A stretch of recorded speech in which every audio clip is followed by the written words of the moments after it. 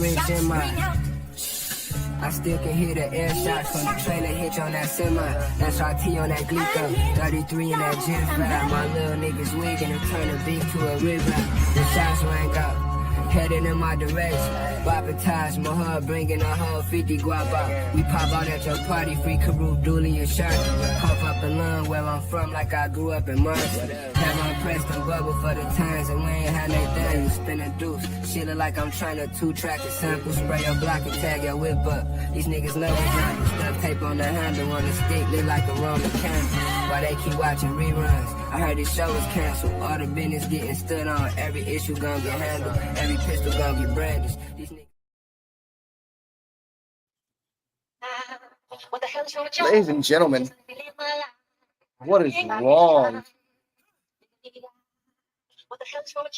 No.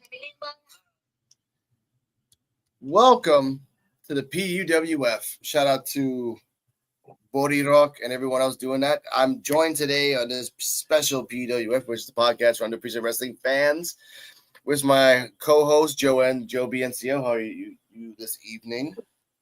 Doing good, Alex. How are you? Spicy. And also Wednesdays at 9:30, 10:30 for me because of fucking daylight savings time. NXT time with D-Walk, and I'm with my guest host, NXT time with D-Walk. How are you today, mister? I'm good, brother. How you doing? I'm stuttering today. I gotta freaking fix my weed regimen. Anyway, welcome to the P.U.W.F, where we talk about wrestling as a whole, all aspects, AEW, TNA, WWE, ECW. If there was a Lingerie Ruins Wrestling, we would talk about that too. But we'll get there yet in time. Now, before we start, like, subscribe, comment, and all that jazz. This week, these three topics. First topic is something that BX Sports, shout out to Jedi BX Sports, is disagreeing. And luckily, we have Joe, the historian, to give us receipts. Today, ladies and gentlemen, we're going to talk about WWE is copy-pasting everything. Now, we are not doing this at this moment to be trolls. We are doing this to bring up a point. And if you don't like our point, well, I'm sorry, but that's just the way it is. Now, Joe, we were talking about this off chat in the exclusive wrestling talk that we have in our messenger, and we both brought up a good point, and you brought up a point before anything else, that a year ago, and after they just announced that they're giving a women's WWE US Championship belt, a year ago, the marks were saying that AEW had too many belts, that they should cut it down, they don't have that many talent to do that, and then sure enough, with this new announcement, what does that mean, Joe? So we're getting another women's championship, secondary women's title on the main roster now on SmackDown, which we already had a secondary women's title on the NXT roster. Mm-hmm. We have a this has been something that's been needed for a while. There's too many women in the roster anyways that we did need a second women's championship. Mm-hmm. AEW did it first.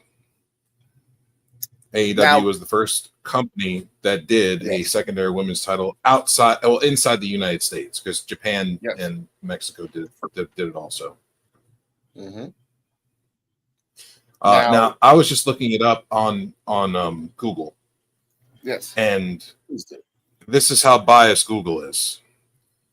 So you know that AEW was the first one that did it, right? Yes. So, you can't see it; it's too blurry. Okay. It's too bright. It says so. It shows if you type in secondary women's world titles in wrestling history. Yes. The first title that comes up is the NXT Women's North American Championship, which debuted April 2024. Okay. The second title that comes up is the WWE Women's United States Championship, which has not debuted yet. It's debuted on November 2024. And then thirdly is the AEW TBS Championship, which debuted October 2021. Huh. What was the surprise there when they had I remember the AEW women's belt, and then they made the AEW TBS belt, and then they made TBS Championship.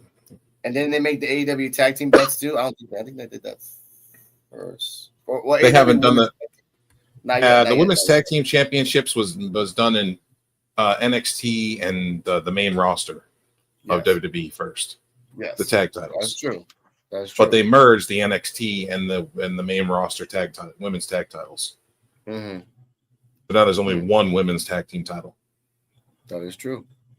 Now, before we continue, D-Walk, what are your thoughts on all this, specifically on the U.S. Championship belt that the women's are going to have now, and the TBS Championship that's been here for more than a year? Way more than a year. Yeah. Going on 4 years. Going on 4 years.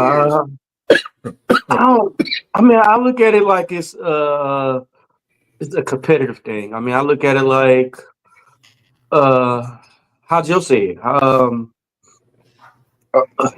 Damn, how can I say this? I look at it like damn. It's okay. It's okay. I'm throwing you the ball right now. You're about to catch it. Come on, Well, Dennis. look, okay, all right, hold on. Let me wake up a little bit. Okay. Like you said, I look at it like this. Like I said, AEW, they started a women's revolution with belts, women for women. But the thing about it, to me, it looked like the women in the AEW, they know how to use them right. To me, they divisions, they tag team titles, they second tag card titles, they know how to use them. To me, it's gonna be a mistake bringing these second titles to WWE.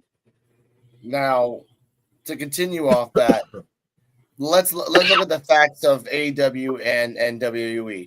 AEW's first women's champion was Rico, 98, 110 pounds. Then you had Alexa Bliss, around the same weight. Okay, Joe hates Siobhan Evans because he's skinny, and if we take another skinny wrestler and put them side by side, same weight, same height, we will crap on them too. If they were the same weight, same height, I will say women are different though. Yes, women are different though. Women are supposed to be dainty and small. Okay, but Alexa Bliss, same height, almost the same height, same weight as Riho. Then we go to the TBS Championship that was really meant to showcase the wrestlers. What a coincidence. 4 years later, you're making a U.S. Championship belt, which is not going to be the workhorse belt for the women's division. No. I'm sorry to say it. And there's something against the women's division and BX Sports. I know you're hearing this, and I'm saying this respectfully. There is no woman workhorse in WWE right now, except for maybe Rhea. But then you got to now Rhea's hurt again anyway, so then you just bring her back to work her ass off to get hurt again, to disappear again. And anyone down in the comments, whenever you hear this, and we'll clip this, give me 3 top wrestlers you can think of right now in the rosters in WWE that are the workhorses that deserve the U.S. Championship. Because if you're just making a belt to give it to them to make them look pretty, give it to Jada Parker. Her butt can hold it by itself, and then you can give it to her. And that's disrespectful by me saying that. But let's get back to belts. Let's get back to belts here. Now, Orange Cassidy won the Intercontinental belt that got changed to another international belt. That was before that it was called something else. Then you had Gunther was trying to do the same thing with the Intercontinental belt, making it more prestigious. You look at the similarities. You look at all these things. You look at all these things they're doing right now. Go on, Joe. It was called the Mid-Atlantic. The Mid-Atlantic. Thank you. Yeah. And I'm saying that copy pasting everything because AEW is doing something with contracts. We'll talk about that later. WWE is doing the same thing and calling it a totally different thing, but it's the same fucking exact thing. AEW did contracts out the ass. Yeah. Ass. And then sure enough, we're doing another tournament. We're doing another tournament, and that's not AEW saying that right now. It's not them. We gotta do a tournament for the U.S. tournament for the U.S. Championship. No, you don't. If there was a ranking like that, because Dennis did this and shout out to Dennis on Wednesdays at 9:30 next time. If there was a fucking ranking system, then there wouldn't have to be a fucking tournament. Top 4. Let's go. Fatal 4 for the belt. Do it for a fucking pay-per-view. So you're telling me they're not copy pasting? Go on, Joe. Battle Royal. No, that was WWE's go-to when they had a loose title was the Battle Royal. Yeah. And what are you gonna do now? Are you gonna do the same thing AEW did? Give the belt to some woman and leave it for about 27 to 42 weeks, a la Dean Ambrose when he had the U.S. Championship belt. He had that shit for almost a year, more than that. This belt was created as the Jade Cargill title, like the TBS Championship was. And then they're saying they're not copy pasting thing. This is the TBS Championship, but called the U.S. Championship because the TBS Championship in AEW is meant for people that are workhorses. The woman that was the alien, Willow Nightingale, Jay Cargill. You talking about Chris Statlander? Yeah, Chris Statlander. They're all workhorses. They're all people that are actual wrestlers that actually do things. I can't think of one good wrestler in the roster that can hold that belt up high right now. I'm sorry. On the main roster, who's on the SmackDown main roster women's division? EO. Are they on the SmackDown or are they on Raw? Raw. Fuck. Not Tiffy Time. Not Tiffany Stratton is on SmackDown, but she's with and she's going for the world title though. Bailey. That's it. Bailey. Now, this Bailey now, she can turn into a workhorse and kind of turn into like the John Cena of the women's division. That's it. That's all I can think of right now. I can't think of anybody else that can, because Becky's not around and her contract's about to be up and they didn't want to pay the money that she offered, that she asked. So we could talk about. So it says Nia Jax is the women's champion. She's on SmackDown. Piper Niven, Tegan Knox. Bailey. Well, Tegan Knox is gone. Bailey, Tiffany, Blair Davenport, Tiffany Stratton. Yeah. Asuka, but she's out with a knee injury. Dakota Kai, but she's out with a knee injury. Chelsea Green, Alba Fire and Isla Dawn. Yeah. Ivy Nile. They could. They're gonna give it to a foreigner just to make it like, yeah. That, you know what's sad? That's all they have. That's all they have. Chelsea Green, Piper Niven, and the other ones you said were all independents that jumped in that can hold the workhorse jobs. Misha? No, come on, dude. Come on, man. You really want to give it to her? Really? Kiana James got with a leg injury. Another look at that. And then what they give it to Naomi? Why? So she can dance with the belt? Come on, man. Like the US belt is supposed to be the workhorse. Naomi is not a fucking workhorse. No, they don't have any. No, there is none except for maybe Bailey, because Bailey has the experience of doing it. Shayna Baszler, maybe. I guess if you want to start off like a shoot championship where she just like, because Raw Underground didn't work. You can do it like that. I don't see her as a workhorse. I don't see Shayna Baszler as a workhorse. No, dude. Zelina Vega. No. Kiss my fucking ass. I'm a Puerto Rican. Fuck that shit. No, thank you. Moving on. Oh wait, that's fine. That was wrong. I'm sorry. B-Fab. Come on now, Joe. Oh, come on now. You mean Carmella? No, B-Fab. Oh, okay. Shout out to Carmella. Hero, no. Yeah. Electra Lopez? Nope. Maybe Raquel. Okay. I'm thinking Raquel Gonzalez. I'm thinking Piper. I'm thinking Chelsea Green. They're gonna get that shit. Isla Dawn or Fire. One of those two. They're on Raw. Exactly. You need to switch it up because those are workhorses that are not here. That you're gonna make a belt for someone in SmackDown other than Bailey. I mean, and Bailey's going after Nia. So take her out of the fucking equation. When Alexa Bliss come back, where's she going? SmackDown, right? Raw. If she ever comes back. She's like the fucking where's Waldo in the universe? You're never gonna find her ass. Damn. Ridiculous. I'm telling you, this belt was created as the Jade Cargill title. Yeah. But let's go back to copy pasting. Let's see this. You have Stadium Stampede in AEW and the shit that they did in AEW, the hardcore shit that they did, and now they're doing more war games. The blood and guts match. Yeah, now they're doing War Game, which is blood and guts, but just, we got it first. Like, no, you had the name first, but you waited so long until Regal was the one that said, hey, let's actually do something. And that wasn't in WWE, that was in NXT. NWA, AWA, NWA, WCW. Those are the ones that did it first. Yeah. Exactly. Dusty you're Rhodes just copy created pasting it. of others. That's what sucks with WWE. They'll never admit that. Yes, you have when you have the rights to something, you're still copy pasting it and still using it. You didn't invent anything. AEW invented a match in a stadium, not once, not twice, but thrice. Yeah. They did blood and guts numerous times with numerous different ends. Fucking Eddie Kingston threw a guy off and almost lit a guy on fire. These are things that happened. WWE, in the times that during the pandemic, what AEW didn't do is copy paste fucking zombie matches with fucking Jim Morrison and all those fucking stupid things. Like AEW was doing matches, WWE was doing entertainment. Mm-hmm. And then now, recently, after Vince is gone, almost everything that AEW is doing, matches, wrestlers, type of styles of matches, storylines, they're getting copied to WWE. The funny thing is, what WWE is doing now with the gang wars, and I've said this too, Joe, with all these gangs coming out of nowhere, all these groups of different races, all like being separate. You got the LWO, Mm-hmm.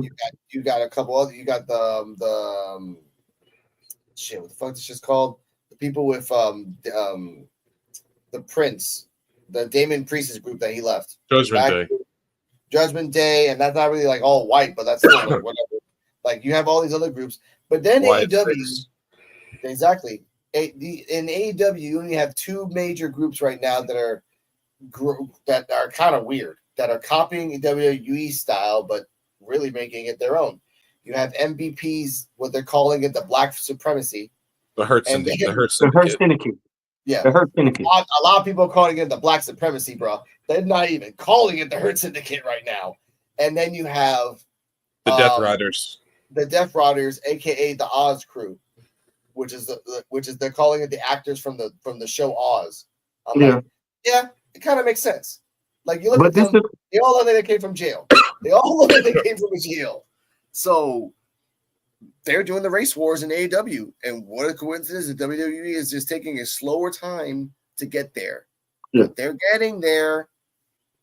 But this is the thing about the Hurt Syndicate. They should have been used how they is now back in WWE. Nope. No, because it wouldn't make it like because look what's happening now. Look what's happening that I think next Monday they're doing the 10-year anniversary of the New Day, right? Yeah. And that's all well and good and everything like that and blah blah blah. And this is not meant for anniversary of the big day. This is just meant for a storyline for the big day. And that's just for the New Day. And that's not what they're all about. They should always be like, yeah, we've been here for 10 years. We were heels, faces, faces. And now Big E's off the shelf and us two are fighting all the time. We should all come together as a group and finally remind ourselves why we came here. And then you can kind of go back all the way back to the beginning of the New Day when they were really trying to be like the Nation of Domination. Like, if you want to go down that route, go down that route. Don't give me Mondays where, it's all these memories. Oh, my God. Kingston or Kofi Woods, whatever, that broke up. Like, I don't want to hear that shit. I don't. Yeah. Unless, if the only way it's going to shock me on Monday is that if Big E betrays both of them. Like, legitimately betrays both of them and just snaps. Yeah. That's the only way. But if that's not going to happen on Monday, why the fuck do I want to see Xavier Woods beat the shit out of Kofi? So I can see a match in Survivor Series that's only going to be one match. That's it. You did 6 months of a storyline for one match. Yeah. You're never getting more than that. That's probably why MVP left. And these guys left because they realized you're just setting us up to beat each other just to do one big match while everyone else is doing 4, 5, 6, 7, 8 matches a year of the same fucking thing. An example, Bloodline versus insert anybody. And now they're speeding up the Bloodline storyline because they realize they have to copy paste the same storyline again to bring people in for November. They had lightning in a bottle and they're trying to catch it twice. It's not going to work. Sorry. Joe, your thoughts? They're going to have to bring in some heavy hitters for that Bloodline. Yeah. it was announced that Lance Anoa'i has been officially signed by WWE. So they are just picking up so many fucking Samoans. Jesus What's going on? Hey, so Christ. what's going on with Zilla? but he's injured, so they don't know. Whenever he's done healing, will be when he comes back. And there's a question for you, Joe. Go on, Dennis. I said, so what's going on with Zilla? How soon do we see Zilla in WWE? I don't know who Zilla is, but Joe? Zilla Fatu. Yeah, Zilla Fatu. Okay. Well, maybe like in a couple more months if they need. Because again, they're just picking up all these people because one, they don't want any other companies to pick it up, and two, they are just using it for a storyline. It's just, and you know what? Let's just, ladies and gentlemen, that was talking about that. BX. I hope you enjoyed our topic. We're gonna go on to the next one. WWID and AEW contracts, where WWID is based on the concept, of my understanding, where they're trying to go make independent groups around different parts and trying to pick them up and say, hey, work with us, we'll train you, we'll get you better, But the caveat is that we own your name. We talked about this a few weeks ago, about a few months ago, actually, that WWE is trying to capture and copyright all wrestlers' names. Mm-hmm. So that in the future, they own the merchandise, you own nothing. And then you got to change your name again and do that shit all over again, a la Alex Coquito / Rican Reactions right now. Mm-hmm. So, but AEW, on the other hand, are trying to lock down contracts. An example of that, Phoenix's contract, he can't even debut in WWE until the next year because AEW won't let him go because of the injuries that he had, various times over the years in AEW. Mm-hmm. Dennis, so what do you think the similarities and what can be done about these two things? I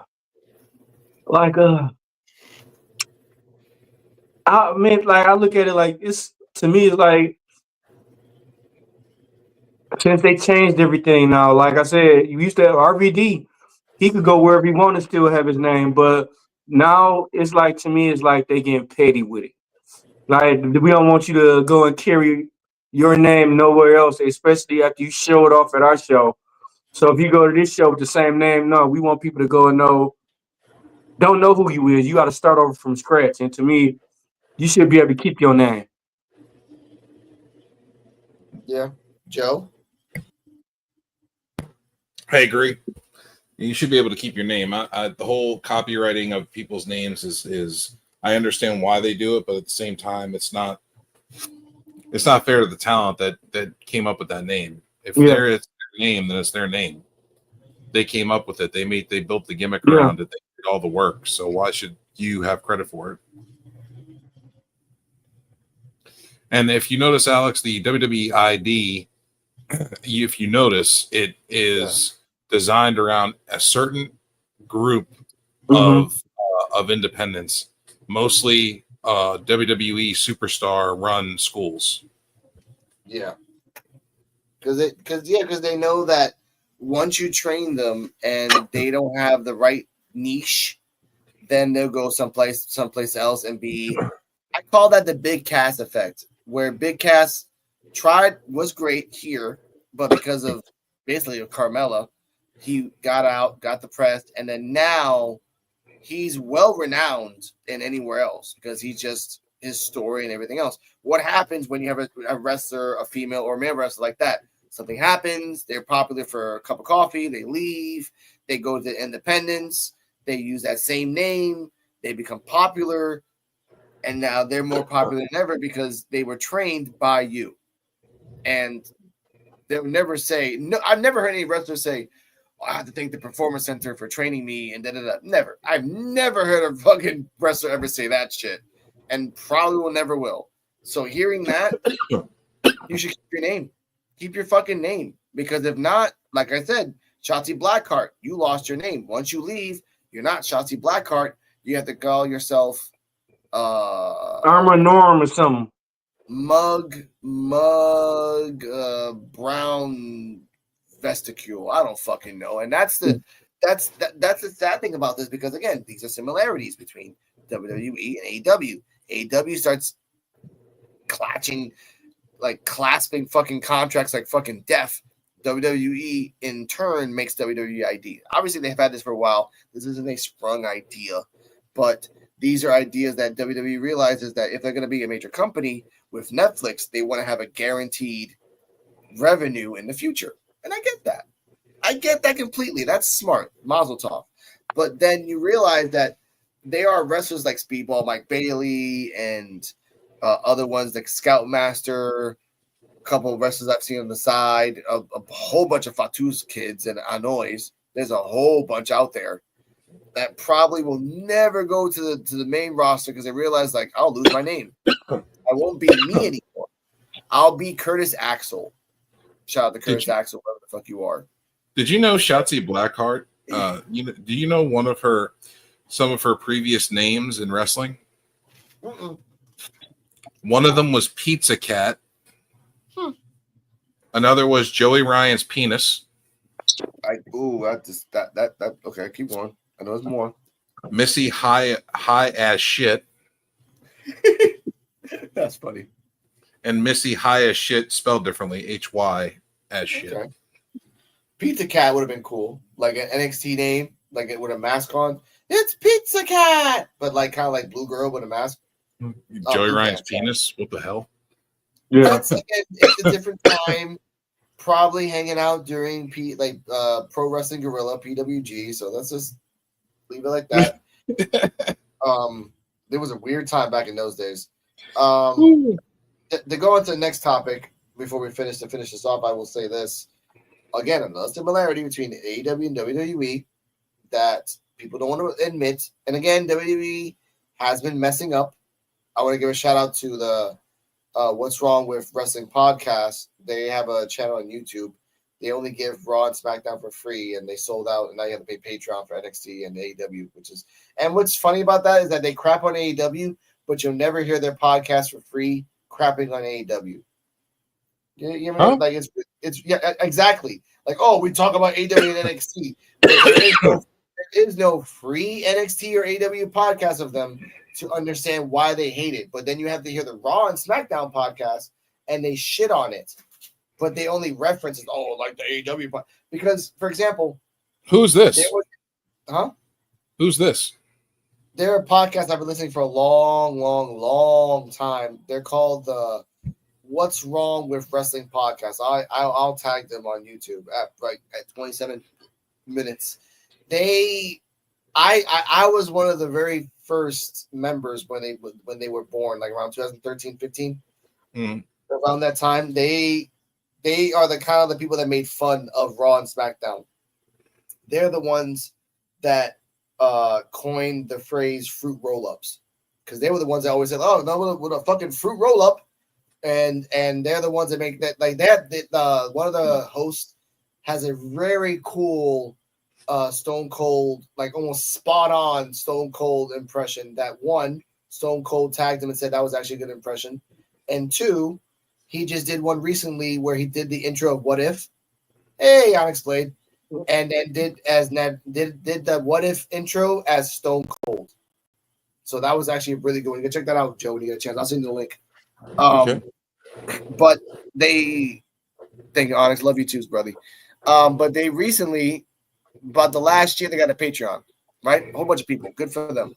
But ever since then, they don't give away NXT or AEW or any pay-per-views for free at all.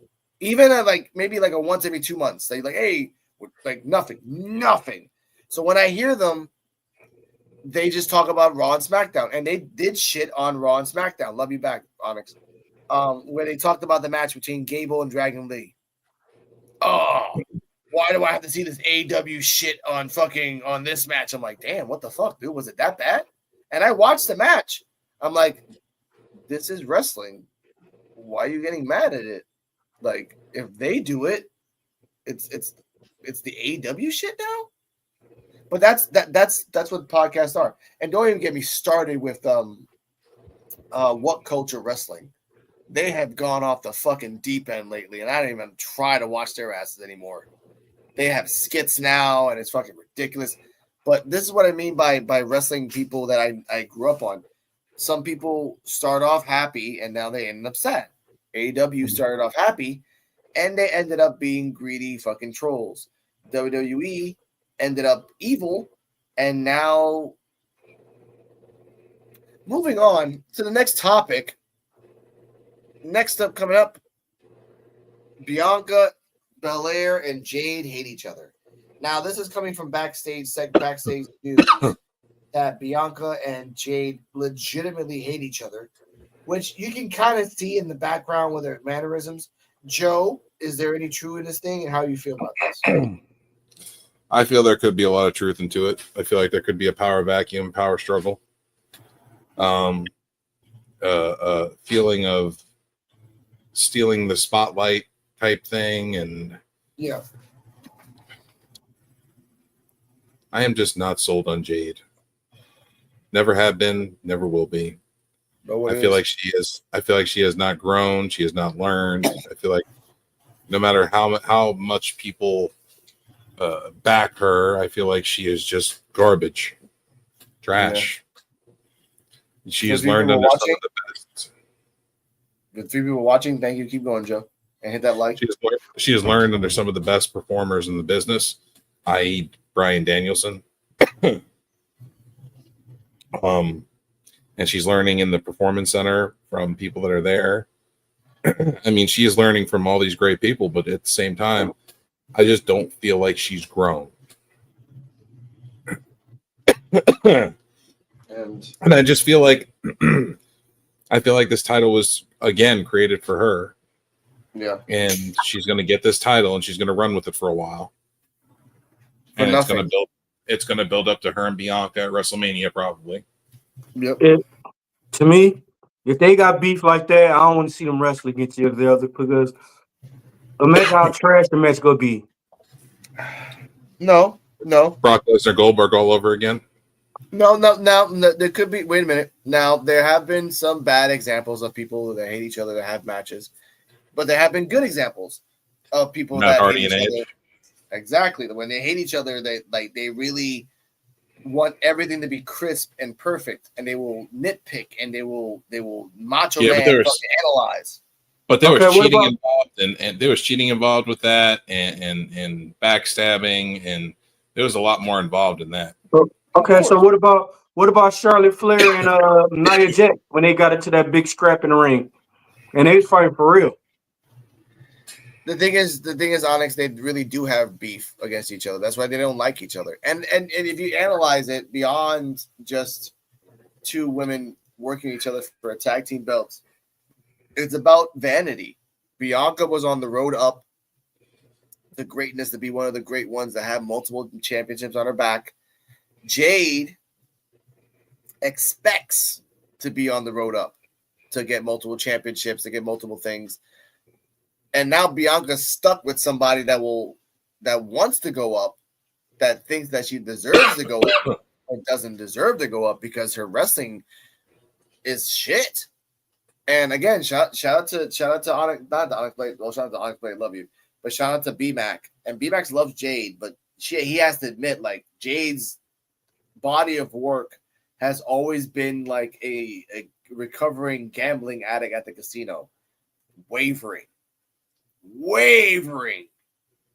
never to up. So with these things happening, you have to realize that you keep them as a tag team, and if you're doing this to make sure they don't fight each other, it's just gonna get worse. Because the second they break up, because they're not gonna have the belts forever. They're not Roman Reigns. They're not gonna have the belts for 3 fucking years. And if they have the belt for 3 fucking years, you just buried every women's tag team, a la Lash and Jakara, who are basically becoming the fucking B team now, getting beat every fucking other week. Yeah. Fuck. Come on, man. And it's always with fucking African American women. Jakara and Lash get beat by the other 2 black girls. The black girls beat those 2 like every single fucking time. Every single fucking time. Come on. And you got Piper and Chelsea Green, where their only attraction is that one's big and very beautiful, and one's very skinny and Zack Ryder's wife. But her body of work is but Chelsea Green's body of work is good though. Mm-hmm. I can't give her that. She is good in the ring. She's good on the microphone. She knows how to pull a crowd. True. Yeah. Okay. Chelsea Green, for me, Underrated. Underrated. But Chelsea Green, for me, peaked. Wrestling-wise, she's fine. Great. Acting-wise and potential, Yeah. she peaked at Lucha Underground. And she has not been anything good since.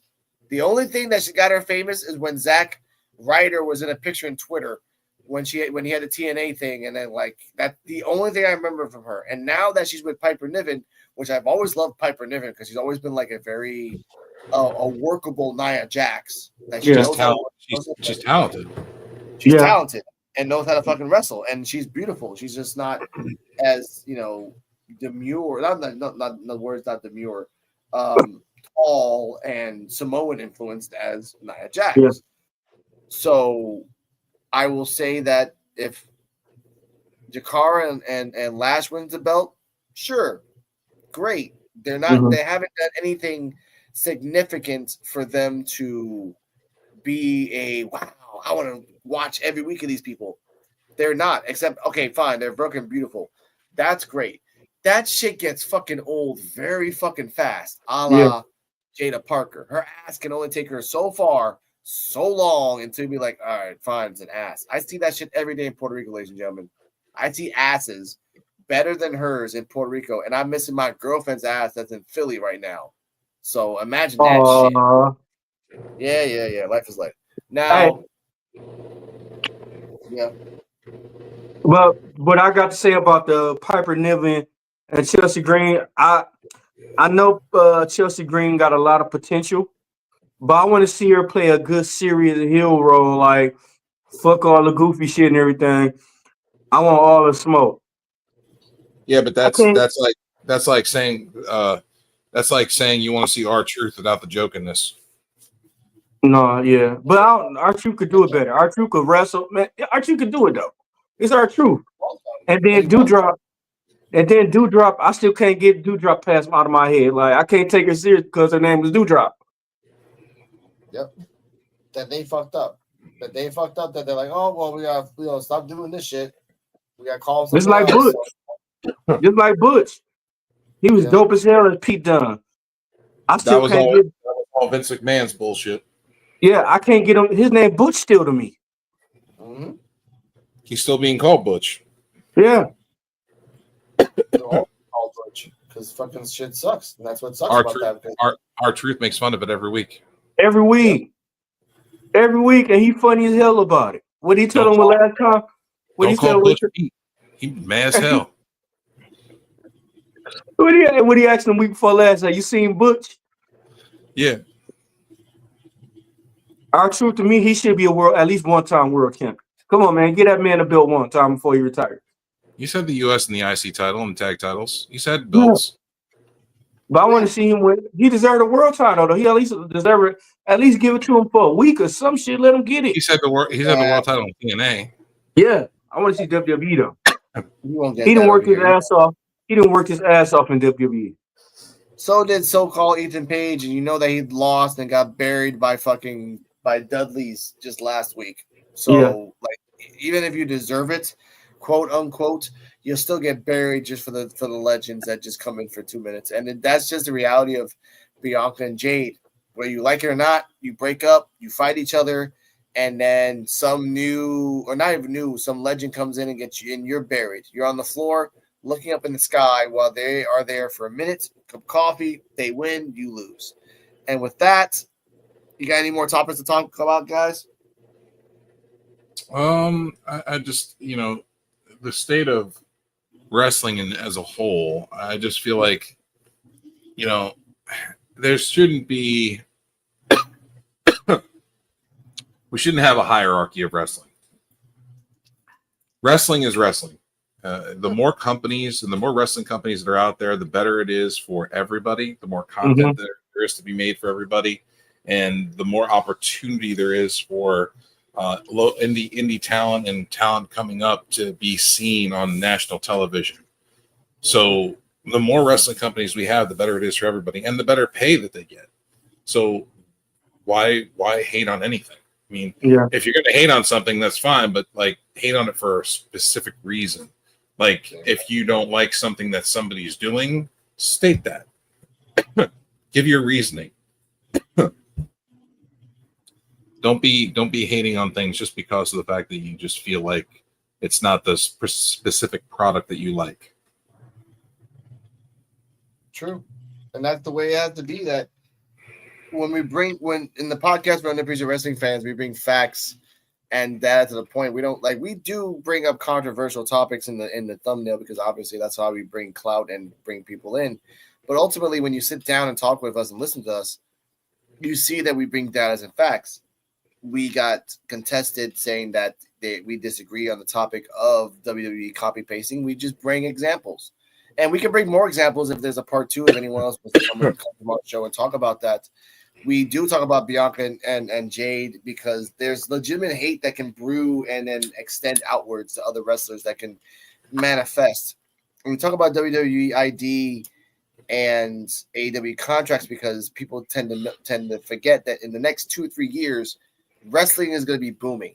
Reality TV and reality wrestling is going to be something of a commodity in all these big networks, Netflix and HBO and Fox and all these other places.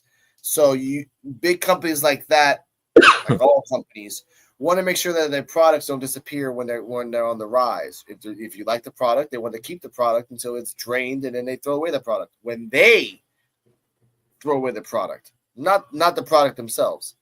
So with that being said, this was P.U.W.F. podcast with Unappreciated Wrestling Fans. A nice little short episode, but I appreciate that because it's almost midnight for me in my world. And on Wednesday, we will see the backlash of what happened in NXT 2300. Will Jada Parker still shake her butt and go after Kaylani? Will Nikita Lyons get 2 more black guys by her side and become Black 2.0? Will Trick Williams wear another suit and dance around like an Uncle Tom? Damn. And will Hank and Tank or Hank and Stank and Spank My Bank come out again and have another celebrity be by their sides? Go on, Joe. Also, we had the Bloodline reunion this week, obviously. Yes. With Sami Zayn. You guys talk about that. I can go. That's all fine by me. I mean, you ain't got nowhere to be, man. Sami Zayn. I gotta keep my house. Okay, my life is like that. All right. But you know what? You know what, Joe? Talk about that. I'll let you guys go. Stay healthy. Stay happy. Remember, P.U.W.F. Wrestling Talk will be clipped at 42 minutes and 59 seconds. And to my girlfriend, I love you. To Dennis's steak, you will be out of his stomach soon. To Joe's drives, to all the birds that he killed and all the animals that he ran over, he's sorry. He truly is. I didn't hit nothing. They hit me. Damn. See, and that's why I had to put the anyway. Bye. Damn. See, you made him. See, you heard him, made him leave. He thought you was the devil, and you made him hurry up and leave. It's your fault. Oh, my fault. My fault. Hey, I'm not the one that suffocated a squirrel. All right. I ain't suffocating no squirrel. Oh, squirrel broke his legs. Squirrel laying right there looking at it like, help me, help me. That squirrel fell out of a tree. He committed suicide. I don't know what you're talking about. It was still alive. It was looking for help. He splat on the concrete. There was a different splat on the concrete. It was an animal hospital right across the street from where we was at. And no, that was Brandon's house. You put a bag over it. It's already 112 degrees, and you put a bag over it. It was the projects. What do you expect I was going to do? Hey, you worse than Michael Vick. He was misunderstood. Wow. Okay, what would happen? What would you do if you had your leg broke right there, the same situation, and the squirrel put a bag over you? Remove the bag. How your arms and legs broke? You said my legs, not my arms. Well, your legs and arms gonna be broke like squirrels. You fucked up already. Yeah. Damn it. So let's talk about this Bloodline reunion. To me, honestly, I don't want to see Sami Zayn nowhere near it. I was actually hoping somebody would have heard him before he would have came out anything, so it would have been a substitute. But I don't want to see Sami Zayn in the Bloodline thing. Yeah, they had to do it. It's nostalgia. They had to do it. Okay, this is like 2 family members getting into a fight. and I'm cool with both of them. I have no right to break that up. They got to solve that between themselves. Yeah, And but that's how I feel. And that's how I feel with Sami Zayn. They need to bring their shit back together by themselves. They don't need Sami Zayn. If anything, all of them should jump Sami Zayn. no, that's not what's going to happen. They're going to go on to War Games. Sami Zayn's going to win. I mean, the bloodline's going to the old bloodline's going to beat the new bloodline, and or we're going to get an interference. You know what? That stressed me out. Let me go get my beer real fast. You don't need a beer. Oh, act like we're talking the WWE Women's Division or something. Jesus. Anyway, folks, we are here and we are talking to wrestling, bringing up the Bloodline storyline that is ongoing. And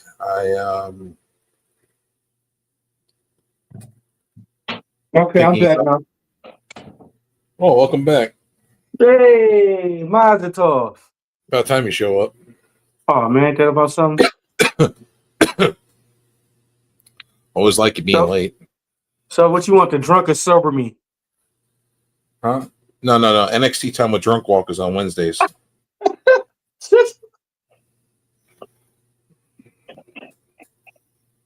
Hey, man, you ain't right, bro. You stick in the head. It's your fault. How's my fault? Your drunken stupidness makes people not think properly. Wow. That was a really low move, man. That was not cool. You is the devil. MJF's the devil. What are you talking about? You the original. No, that's Vince McMahon. No, you worse than Vince McMahon, buddy. Not according to the courts and the media. Hey, you make Vince McMahon look like a Christian. Yeah, right. Mm-hmm. I didn't demean women. I never done that. So they say. I am a pioneer for women. In a way. You lying asshole, you. Huh? You lying asshole, you.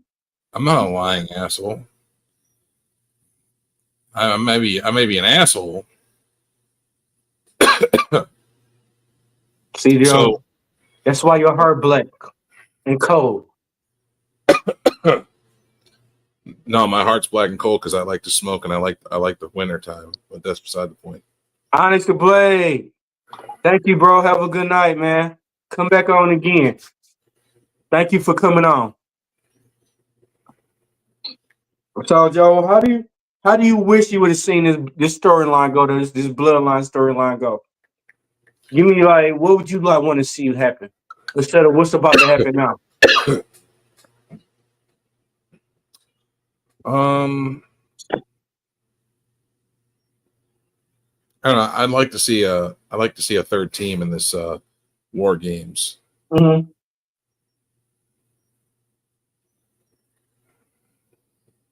And who's your third team? Who would be the members of the third team? I'm sorry? Who would be the members of the third team? Zilla, Lance, Hikuleo, and Rock. So let's just say, what if that do happen where the Rock have his own team? And we talked about this numerous of times that the Rock's bloodline come and beat the shit out of Roman Reigns and Solo's bloodline. What if we see that happen? If they could have done it the way that I'm suggesting, is with a third team of with a Rock's team, they could have worked it to where they could have had three teams in the War Games match. Yeah. And you could have had Rock's team go on top. Yeah. And then you could have caused a little more of Yeah. Like a little more of a thing with the three teams where they could have pushed it on further towards like WrestleMania. Yeah.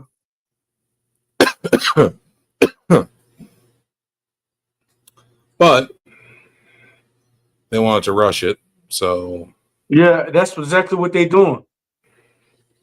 here we are.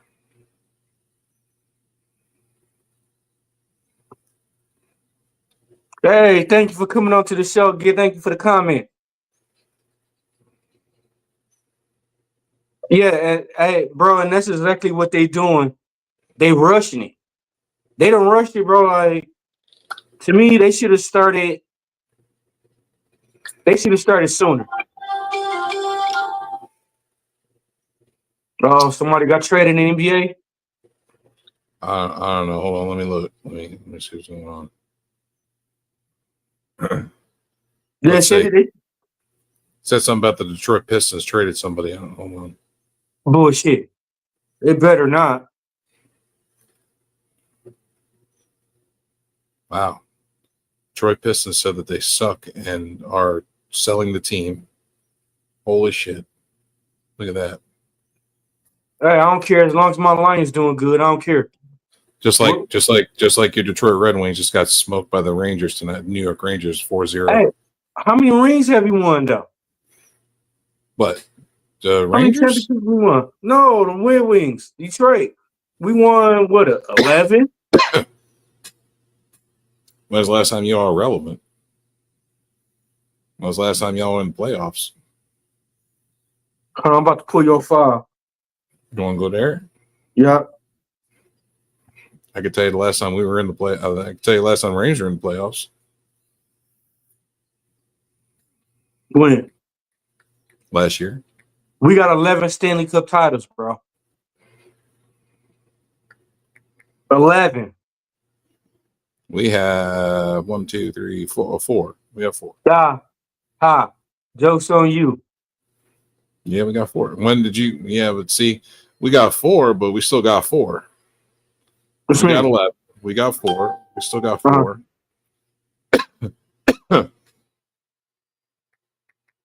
Here, And last time. let's not talk about your football team, your NFL team that suck this year. Last time the Red Wings have seen a playoff was 2016. Okay. 8 years ago. Okay. Yeah. Yep. And they lost to the Tampa Bay Lightning. We still got more championships than y'all.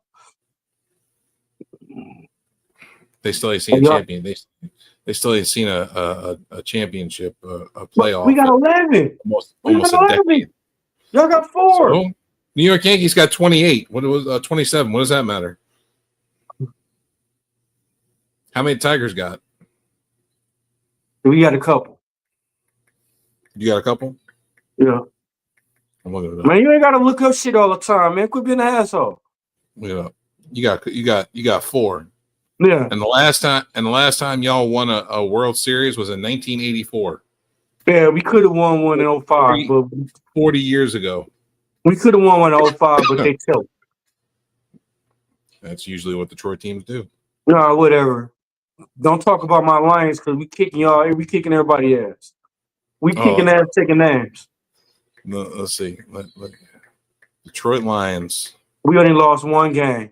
We number 1 in the league. How many Super Bowl wins do you have?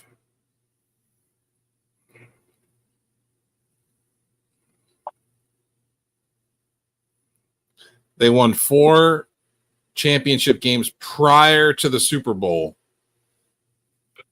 We about to win one this year, though. You ain't won any Super Bowls, not one. We about to win one this year. Last time you've even seen a championship was before the Super Bowl, and that was in 1957. Hey, you hear me? We mark my words. We about to win one this year. We winning the Super. We winning. We 8-1. So here, sorry, folks. We're getting on a tangent on sports because this is what we do. We like sports.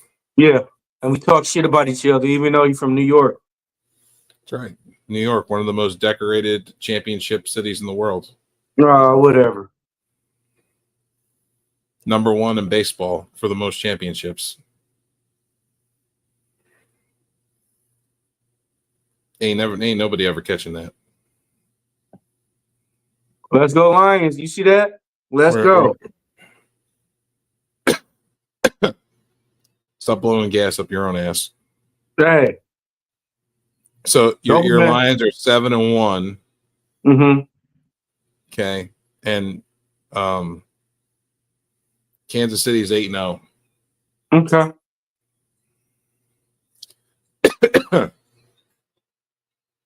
And we beat Kansas City. We won. No, you didn't. Yeah, we did. 8-0, Kansas City. But that was the preseason. We beat them. Preseason don't count for shit. It do. Preseason it's good for pride and morals. It's good for television and viewership.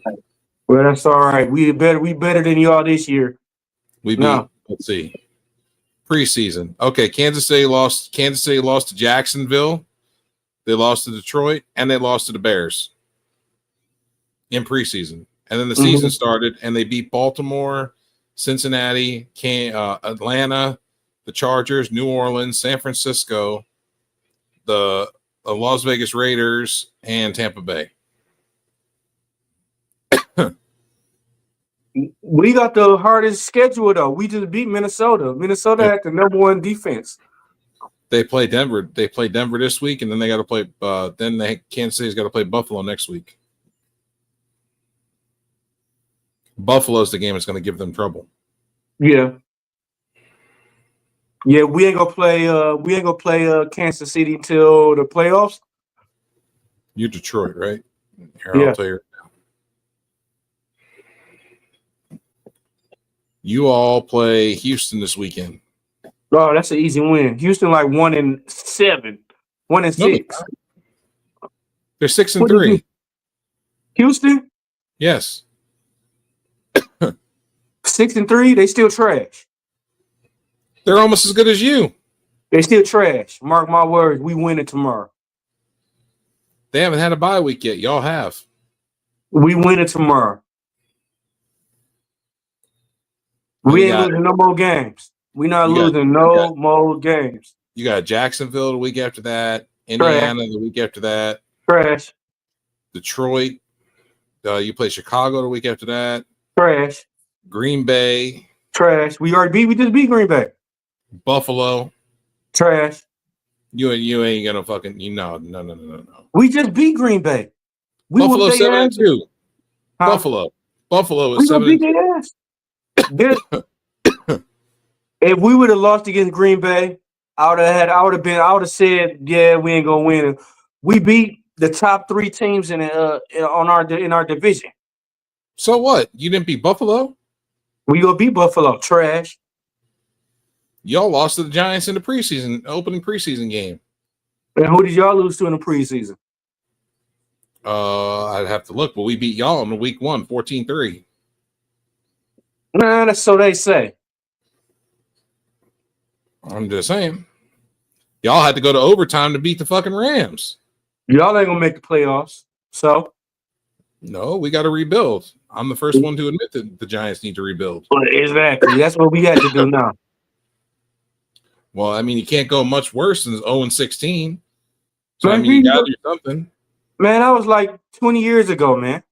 Wasn't that long ago. It was that long ago. Y'all have the worst record in NFL history. That was 20 years ago, man. It's still a record, and it's never going to be broken. Matter of fact, that was like... You're the first and only team to go 0-16. Matter of fact, that was when I was 2. Bullshit. Yeah. I was 2 years old when that happened. No, you wasn't. I was. I'm pulling your card. I'm going to type that in right now. This shows you how much D-Walk's lying, some bitch. What? Hey, if I'm lying, my nose could grow.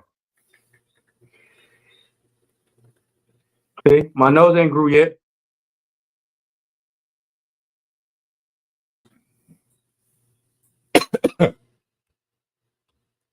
$2008, sir. I was 2. No, you wasn't. I was.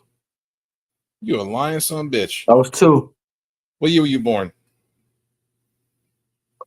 2006. No, you weren't. Mm-hmm. Motherfucker, you're in your 40s like I am. Shut up. No, I'm not. You motherfucker. I mean, why you gotta tell people my age, man? Come on. Goddamn old man. Hey, you ain't shit, bro. I see you ain't shit. 0-16 in a fucking major history with that shit. Man, that was rigged. That was the year it was rigged. That was the year the referees was rigging the games. 2008. Where Yeah, I was only 2. the Giants finished in 2008? I don't think they made the playoffs.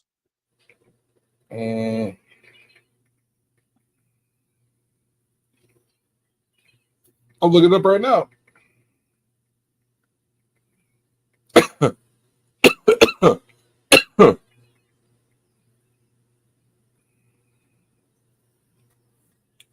Yeah, we did. We were number 1 in the NFC East. We were 12-4 was our record. Did y'all win a championship? No. Yeah. No, y'all didn't. Y'all didn't win no championship.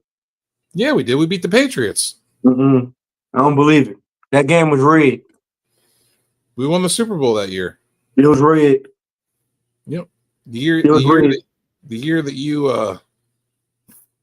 the year that you boys went 0-16 was the year that we won one of our championship, our Super Bowls. Hey man, that season was rigged. That season was rigged against us. And then we won another one in 2012 That ain't count. against the Patriots again. No, that ain't count though. Come on now, man. No, that ain't count. The referees was rigging the games. That ain't count. Yeah, right. Come on, bro. That shit was rigged. And they're gonna be rigged. They're gonna be rigged again when they call all these calls in Detroit. Stevie Wonder. Hey, Stevie Wonder could even see that when it was rigged.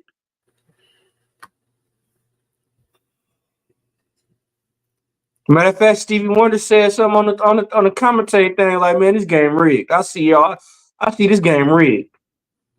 Listen, Stevie Wonder also said he didn't see Diddy do nothing wrong. Shut the fuck, man. Why you have to bring that shit up, man? Shut the fuck up, bro.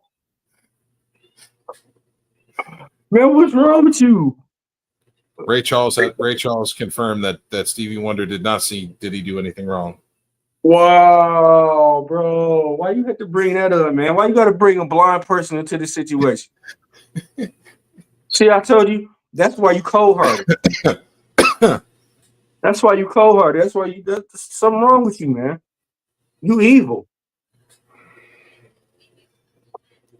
Bill Clinton said he was just Vince McMahon was just acting on his natural instincts. Hey, Sports Jet, I said send him the link. Who? BX. That's you. Huh? That's on you. All right. I'm gonna send him the link. Talking sports. Oh, you ain't gonna badmouth New York sports if Sports Jedi's in here. That's a New York sports guy. I will. Hey, Sports Jedi, you hear that? I'm badmouthing New York. New York has one of the most decorated sports cities in the world. Chicago is another one, and obviously Detroit is decorated, just not as decorated. Well, don't put some name on, put some respect on our name.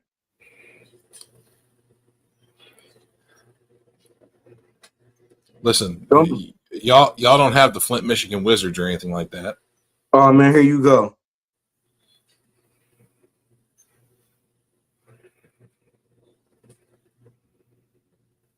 Call y'all the Flint, Michigan Diddlers. Wow.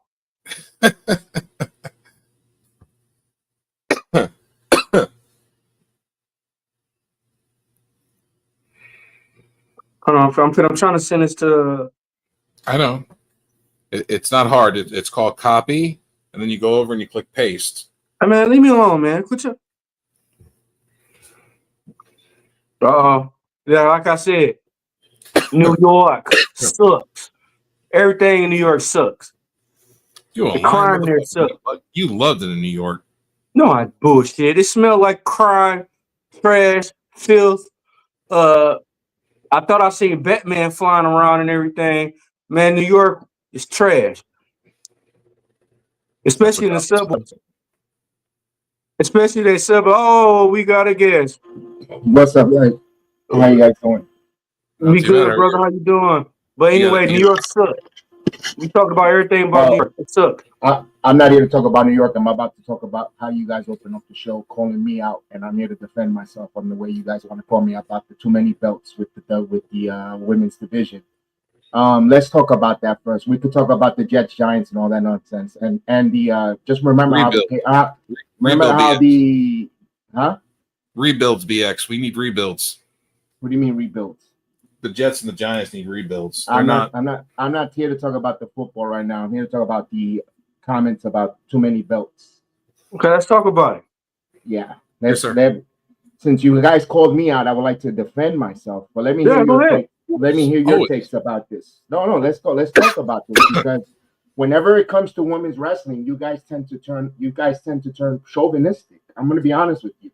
When you're on my channel, you guys, this is trash.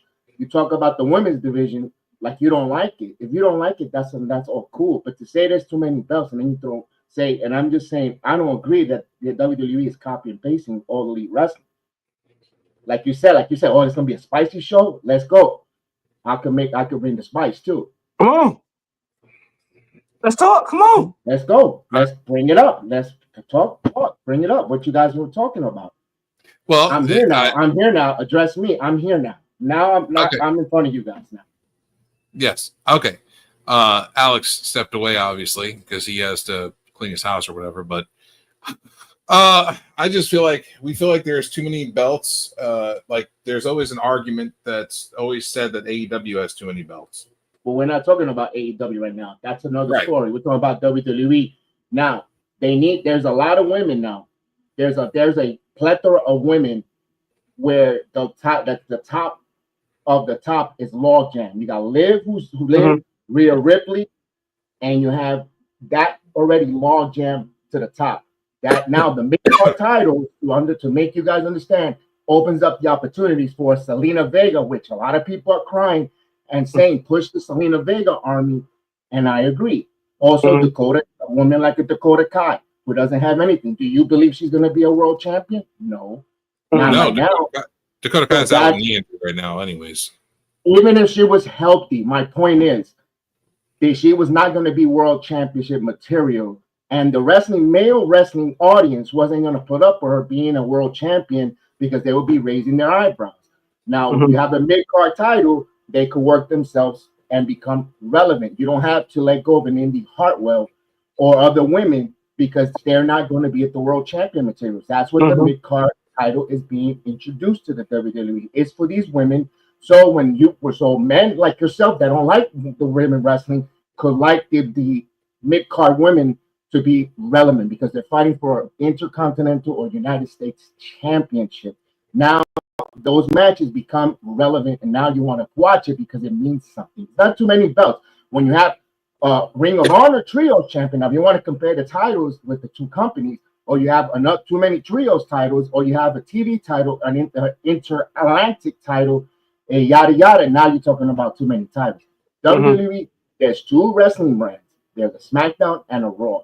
They're pretty much kind of almost separated. They got each one of these television audience wants their own titles, their own champions. So like that, you don't say, what was the big thing I used to get on my channel all the time? 50-50 booking, repeat matches. So if you have different champions and different brands and different titles for men and women, now you don't have the same repetitive championship. How many see people already calling for Charlotte Flair to be the new mid-card champion? It's a mid-card title for the ladies who don't get the opportunities. Guys. Yeah, she don't need to. Yeah, she don't need to be. Charlotte Flair don't need to be in the mid-card even conversation. I understand that. I'm seeing that in the IWC rhetoric. Bailey shouldn't be in the United States Championship. Bayley's a world champion. Charlotte Flair's a world champion. There's mid-card titles for the Mia Yim, where Mia Yim, the ladies of that stature, Chelsea Green, a Shotzi when she returned.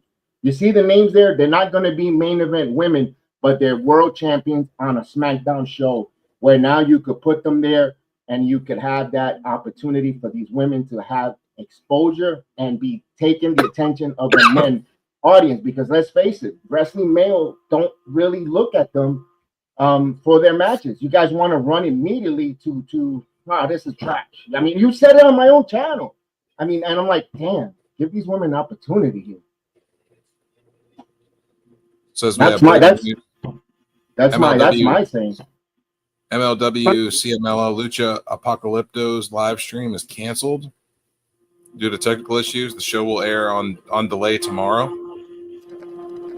Well, that's a shame. Interesting. That's sad because they're both up and coming. You know, CMLL is you know, doing a lot of good work, and MLW has been doing a lot of good work.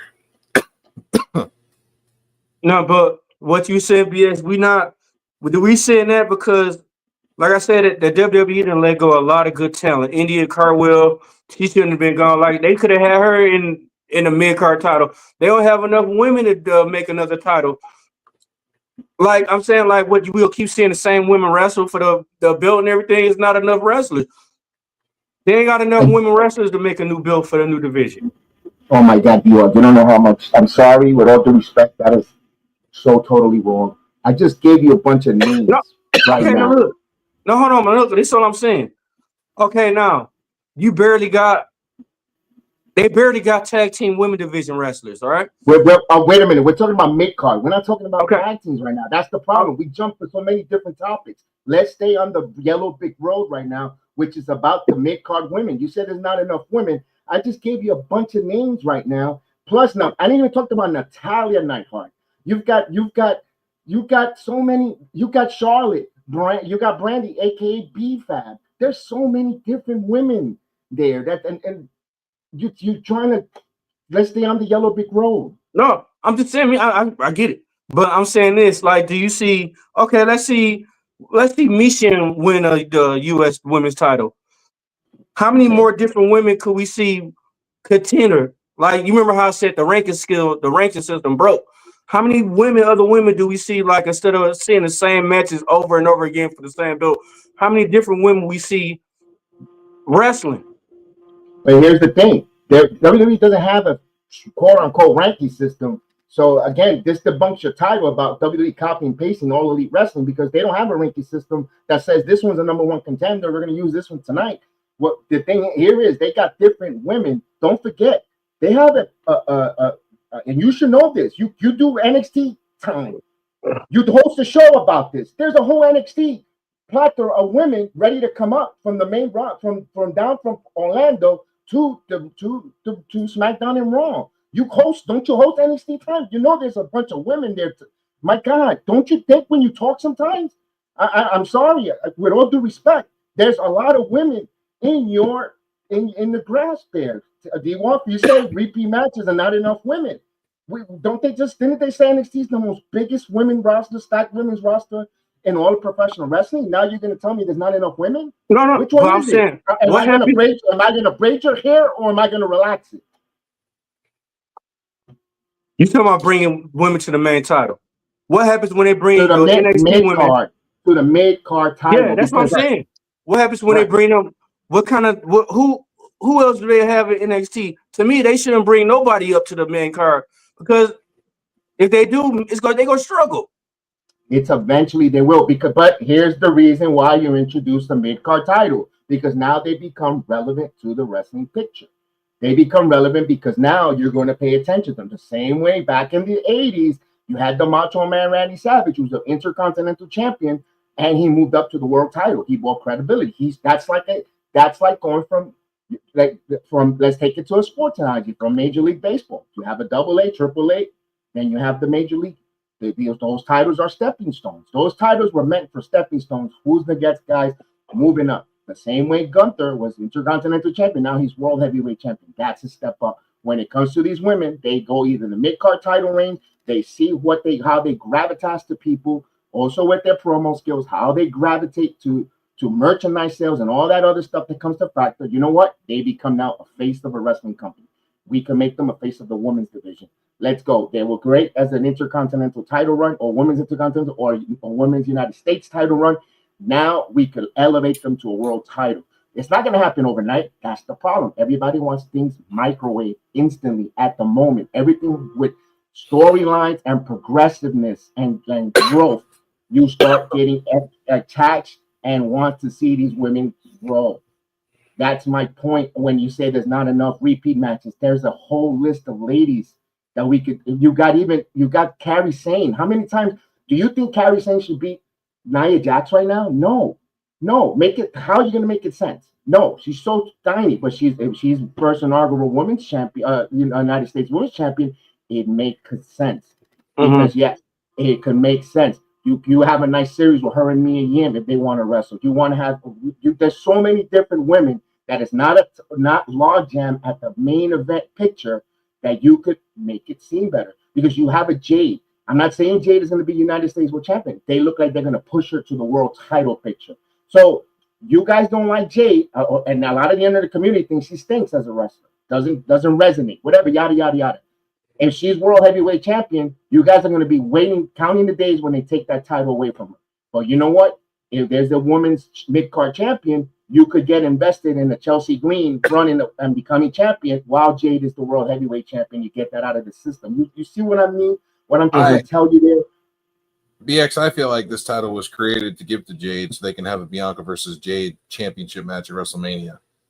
And if that is the case, and if this is what they're trying to do, I understand why they're trying to do that, but at the same time, that's exactly what AEW did with Jade. They gave her the TBS championship pretty much, and she ran with that thing forever. And then that's the issue you have. No improvements. That's the issue. There's an agenda with one particular woman, and you're looking at focusing on one particular woman where there's a whole plethora of division of women that could benefit. But if it's the case, do you feel that that's wrong? They're making a title to progress an angle with two people. That doesn't that affect the division as a whole?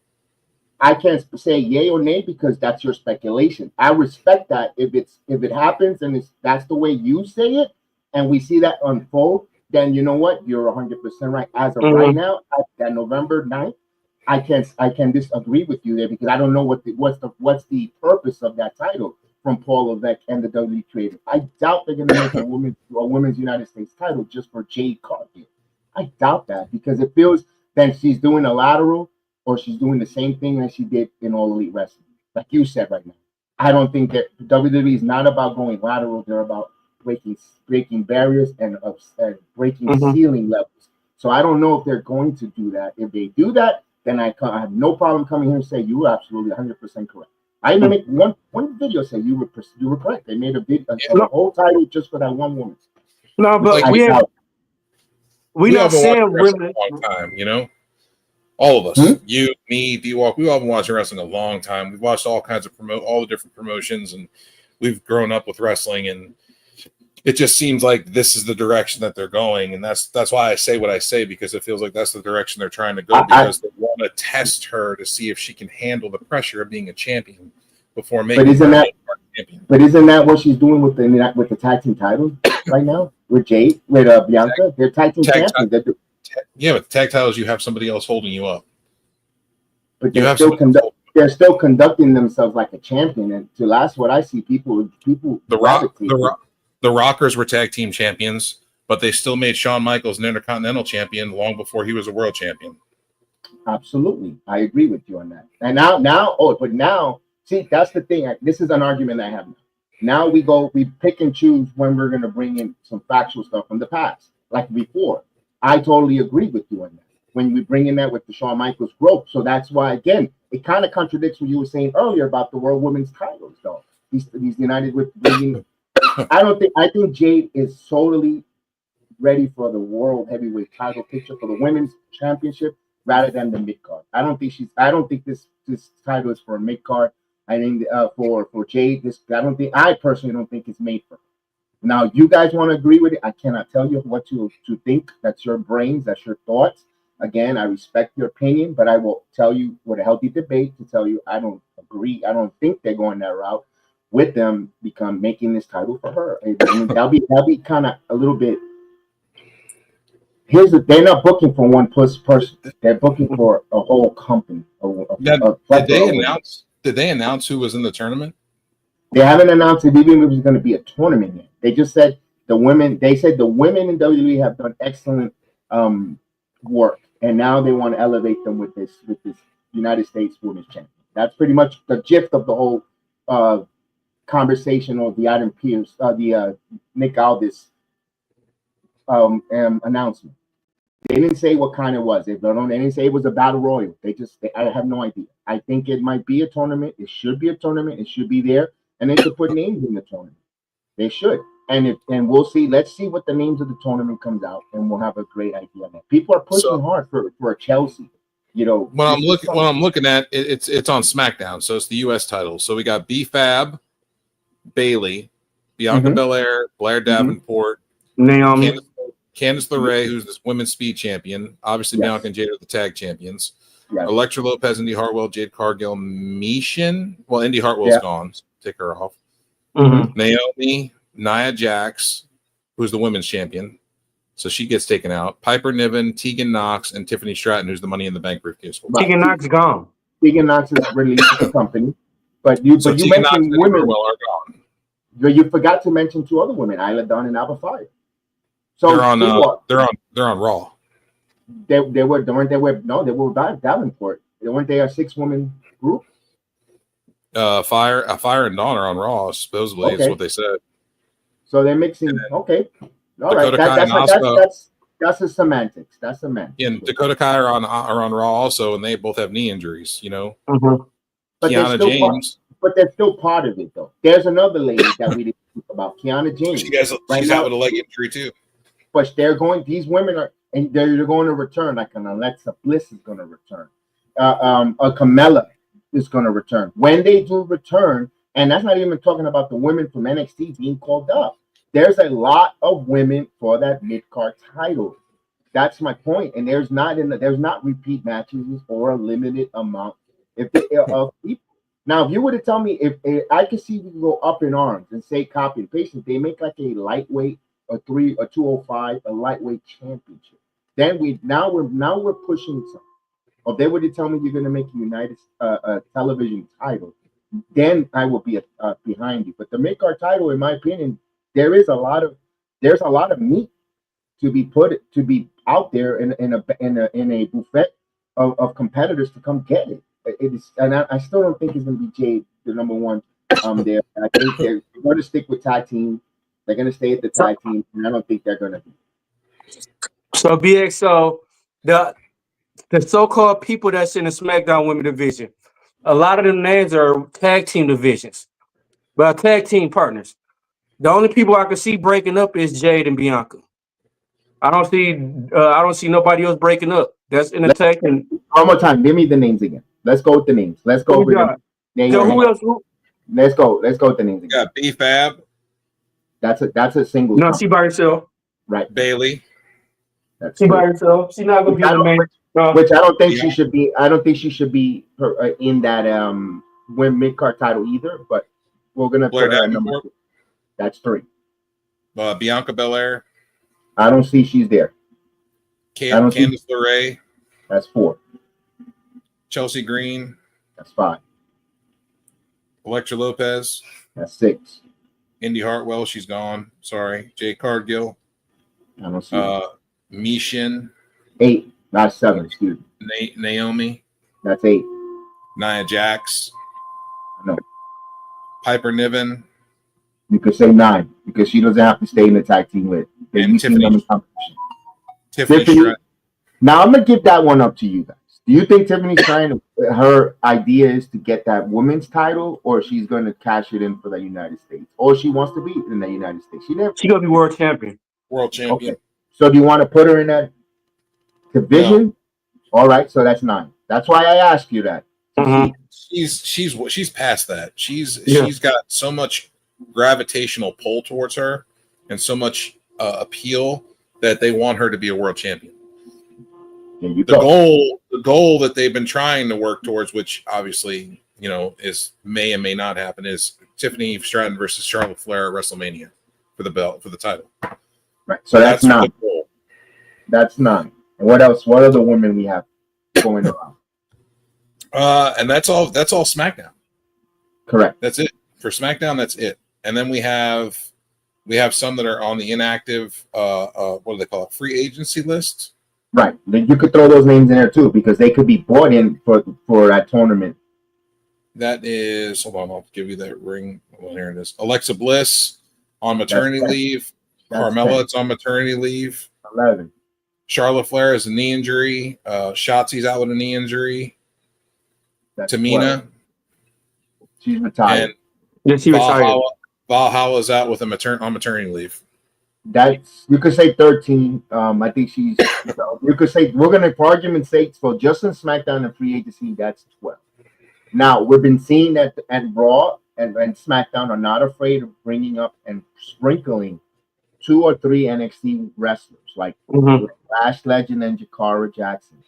They're not afraid to put that there. That's another, those are 13, 14 names right there for the mid-card women. Not only that, you have 30 women in the NXT roster.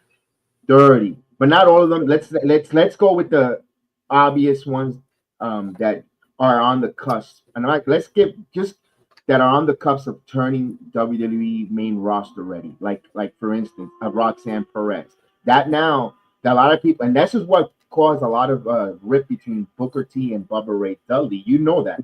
Well, they patched things up, but when Bubba Ray says that did say that Roxanne was not ready for the main roster because she will get lost in the shuffle. They didn't have nothing for her. She wasn't going to come in right away and wrestle for the women's world title. That's why they make a mid-card title.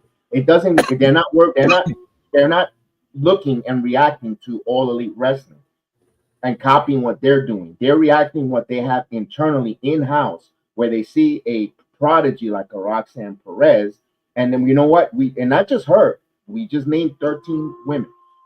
Roxanne Perez from NXT. If we bring them up, they get lost in the shuffle. This is something that's happening too much, and I think they addressed it internally because we're calling up these women from NXT, and they're not getting pushed. They're not doing nothing because the top women, they're top heavy, and that's not their time to retire yet. You're not going to ask these ladies to put over the young women right now because they're in their prime. They're taking advantage of the women in the top right now, like a Rhea, like a Liv, and even Becky. They're not going to ask them, we need you to put over and start losing to the younger women coming up from NXT. And then I'm like, wait a minute, I put all this work in the women's division. That's why this championship again makes sense, because now you have, again, when you don't get too many women that comes up from NXT, they don't do nothing. They get lost in the sauce and they get released, or they get their career turned off. Like they're off. They're not. Candice LeRae, I mean, she's off right now. The speed is helping her. This program with Nia Jackson's working for her.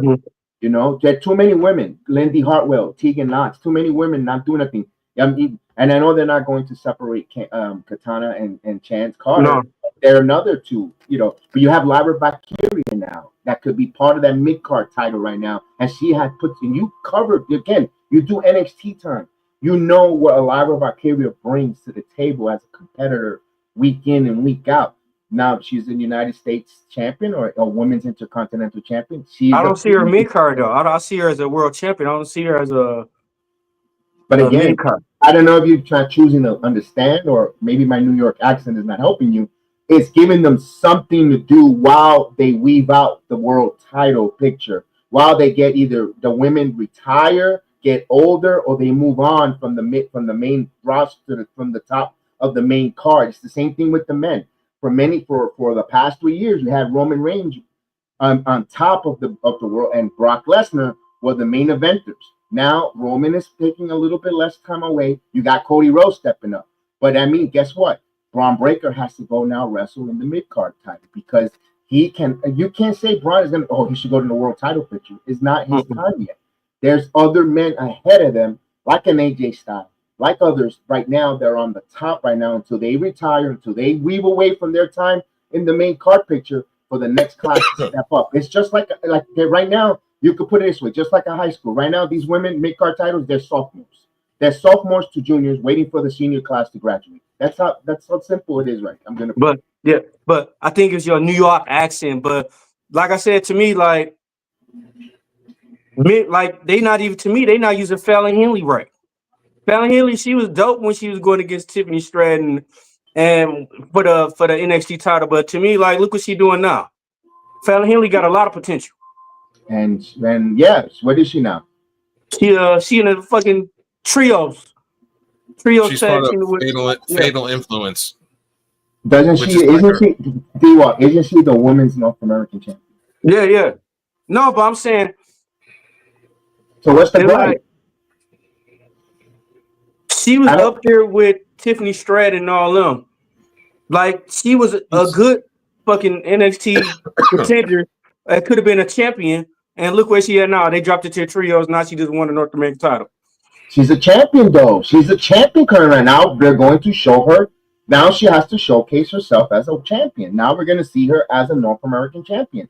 You got now all eyes on you. Now you got a strap. Show us what you got. I believe what D-Walk's trying to say is that her match quality was better before she did this. Before she joined the group.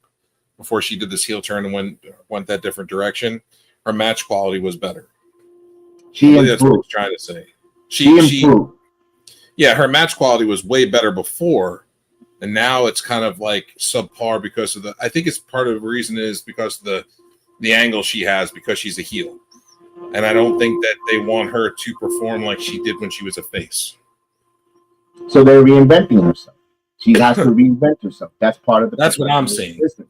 That's the professional business. Everyone has to reinvent themselves. Right now. And when you're a heel, you can't be that. When you're a heel, you can't be that upper level crowd grabbing person.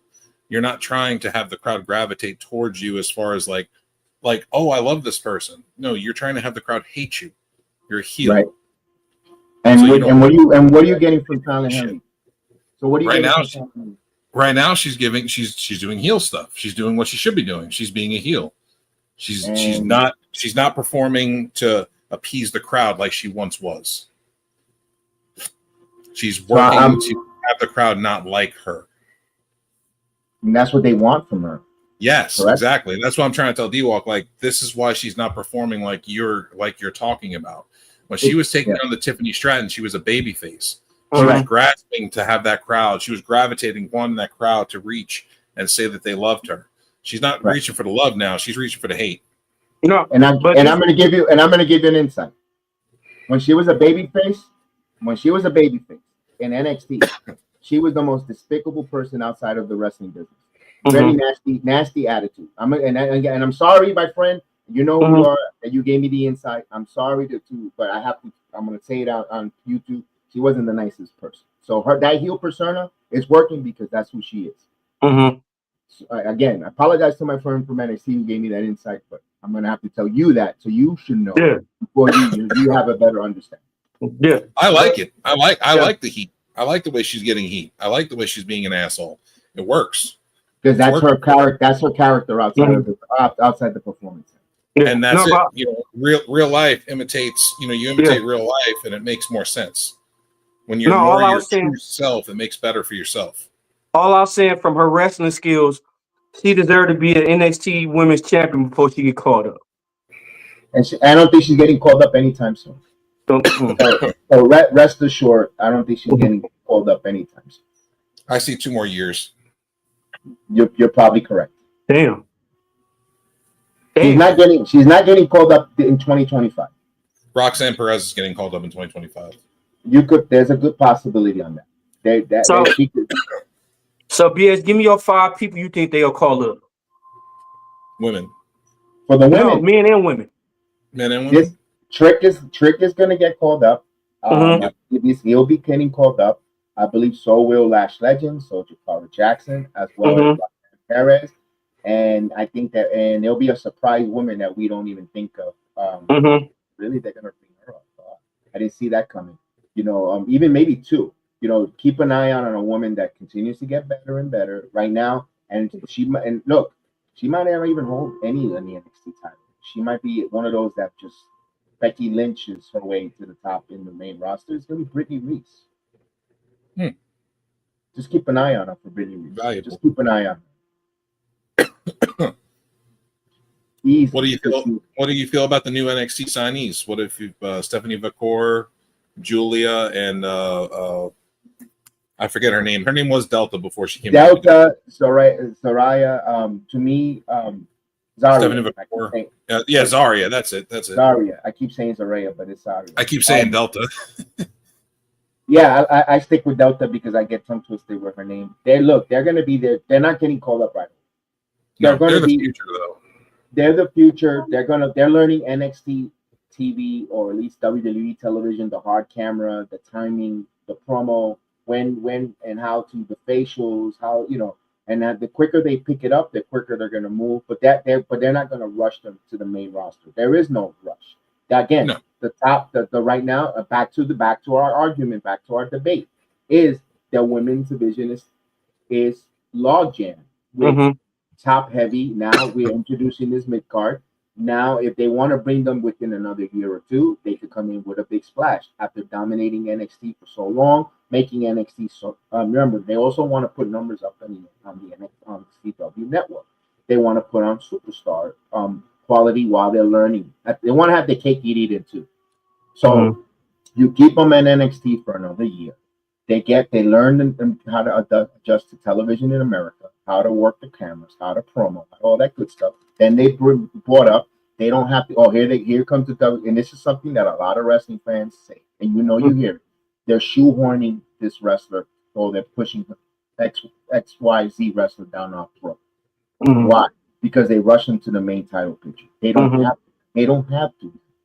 They don't have to now because they could go with that mid card and dominate that. And that's one of the things that hurt Austin Theory. And I'm gonna stay on the yellow brick road. I'm gonna take my own words too. I'm gonna get right back to the yellow brick road. With Austin Theory, didn't they shoehorn him when they brought him up? Vince McMahon, and everybody was like, "Oh, here we go."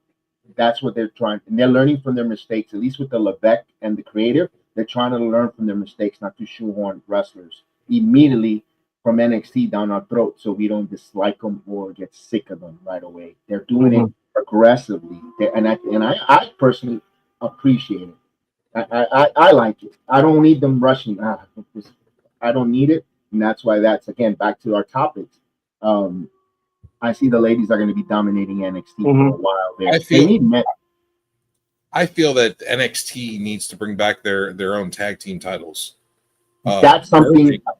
That's something that it should. Merging them titles was a bad idea. Yeah, that was a bad idea. I don't know if that was something that they didn't want to. You know what, Joe? I think they didn't want to get caught in a loophole of creative stupidity because they did. I'm gonna tell you why they kind of got into creative loophole stupidity. Remember when Solo Sikoa won the North American title before, and then he used it. He saw him when he was part of the Bloodline, and then 2 weeks later they made him drop it out of nowhere. Right, that was a loophole because then they had Dominic Mysterio win the North American title, and he held on to it. And he held on to it, defending it on both Raw and SmackDowns for quite some time. That was a loophole. Also, Indy Hartwell was the NXT Women's Champion when she got called up, and I know she got hurt, which they could have said that. They could have. I rather them tell us more the truth. Said that she broke her leg and she wasn't able to defend it, and they had to relinquish it. But they kind of they hit it with the storyline, or they shoehorned it, saying that she had to release it because she got called up. That's also a loophole. So I don't know when the tag team champions got called up, they didn't want to look stupid with their loopholes when pick and choose, so they kind of merged it. What do you think? I think that's what. To me, and then another reason they let Keith Lee hold the NXT belt and the North American belt, and he defended both of them. You know what I mean? There's loopholes.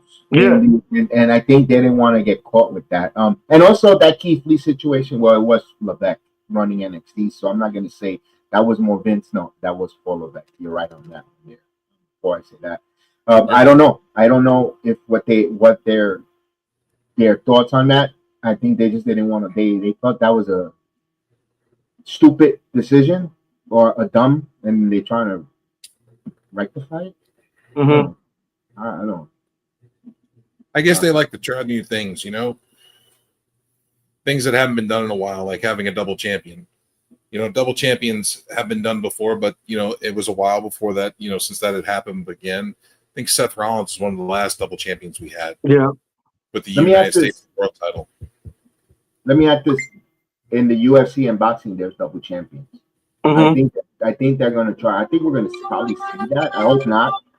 Personally, I hope not. Maybe double champion with a tag title and a singles. But I kind of don't. I don't want to see WWE go to 2 singles world champions. I know it's going to give you a little bit of boxing, MMA, combat sport realism with it. But at the end of the day, it's still scripted art. It's still scripted art. I kind of don't want them to do that. But hey, they could do it if they make it appealing where they interest us. Okay, I'm game for it. I don't knock anything until it might not sound good at the moment, but you know what? I have an open mind to try to give it a listen or view. So question. Go ahead, deal. So question. Okay, the 5 wrestlers you got named. You said you named the female wrestlers. Mm-hmm. You named that said that's gonna get caught up. In NXT, all we gonna have left is Zaria, Fallon Henley, Jordan Grace if possible. Yeah, she's gonna be there. I think. Who else we got that's main card NXT? Because everybody else, Roxanne Perez, Last Legend, if they go to the main roster, who they gonna have besides the couple of few I named? Kalani Jordan, Lola Vice, Ruka, Nikita Lyons, Ruka, and Tatum Paxley. There's a lot of names right there. That's what you remember. You don't have to burn them. You don't have to burn them every week. On Thursday, you could build 2 to 3 month storyline done right. 2 weeks, from pay-per-view for PLE to PLE. You don't have to burn them every Thursday night. You could do slow burn, storytelling with the women, which they do, which Shawn Michaels does. So you don't feel like they're burning through the division so quickly. You also got Izzy Dane is another name out there. There's some other ones on Level Up. Some young ladies, Laney Rain, another one that's when she gets. I don't think she's world title picture material, but the latter part of 2025, she could be bursting on the scene, like as she gets better. Jada Parker, you're right. Jada Parker, another lady. Cora Jade, another one. Cora Jade, Carmen Petrovich. Gigi, JC Jane. Even though JC Jane is one of the veterans, Jasmine Nix. Maybe it's her turn to start running the show, becoming the Shawn Michaels of the trios, getting elevated, brought up. There's so many names right there. Yeah. I mean, that was all I meant. That debate we had earlier, that's all I was trying to break it down to. Like, where do you see them? If all the good wrestlers, if they get caught up, like who could step up?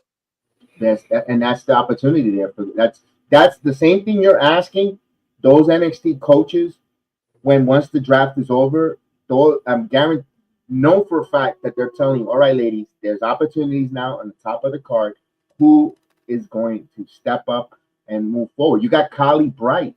There's so many different ladies up at NXT level and Rizzo too. Yeah, and Adriana Rizzo. Yes, another name that we keep forgetting. There's so many different ones that, my goodness, when it's all said and done, you're like, damn, and it's up to the ladies to move up, put in the work. Is it just me, or does it feel like NXT has a better women's roster than the main roster? It does.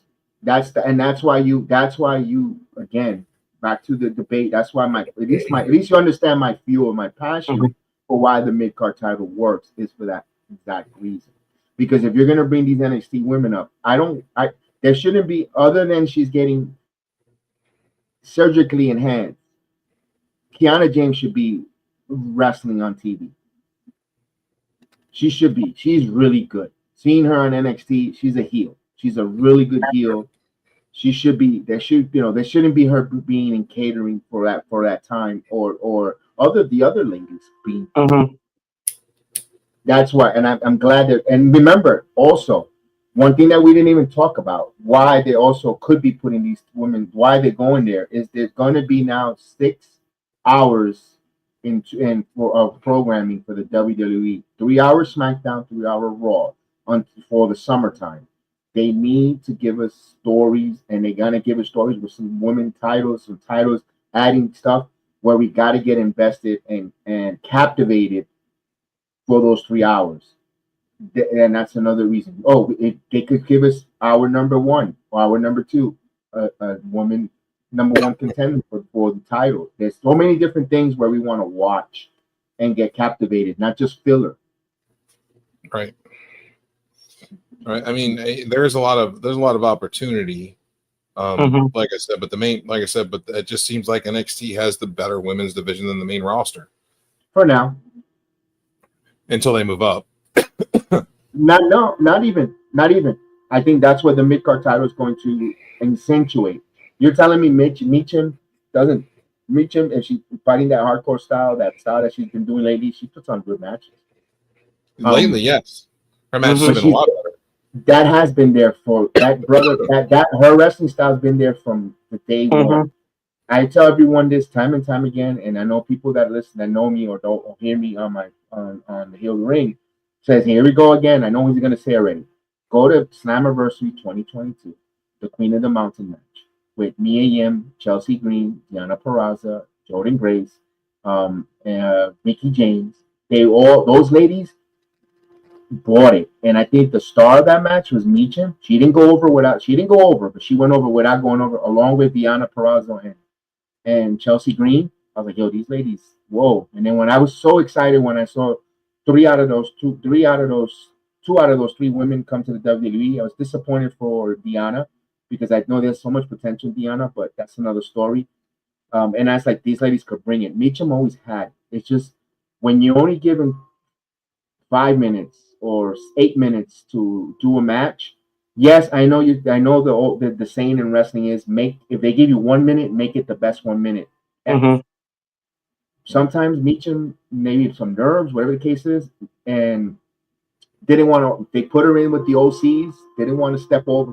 She had a poor place. She was the 4th member in that OC. Kind of fall in place. She don't want to overshine the group. Whatever the case, I felt Meacham solo by herself helps her accentuate her and I think now she's going to get better matches. Candice LeRae, give her some more time. Look at now, she's doing one of the best right now. Her best WWE work in her career right now in the main roster is coming out from Candice LeRae. With her in that program that she's going with Nia Jax, I find her interesting now even more to want to watch her. And I don't know if I think you meant that P.U.W.F with Candice LeRae, her hardcore matches in the Indies, she could go. Yeah, she could go fighting men. Bring that style into the WWE SmackDown. It doesn't have to be death match. There doesn't have to be any death matches. She doesn't have to be fully hardcore, but that edginess could be back for Candice LeRae. That's why these titles are going to help her. Yeah, I mean, she could be good for the U.S. title, for the women's U.S. title. Michin, good for the U.S. title. I mean, I just want to see the women today potential, because you remember when WWE, you remember when Stephanie McMahon bought the Women of Revolution and everything? That shit was booming.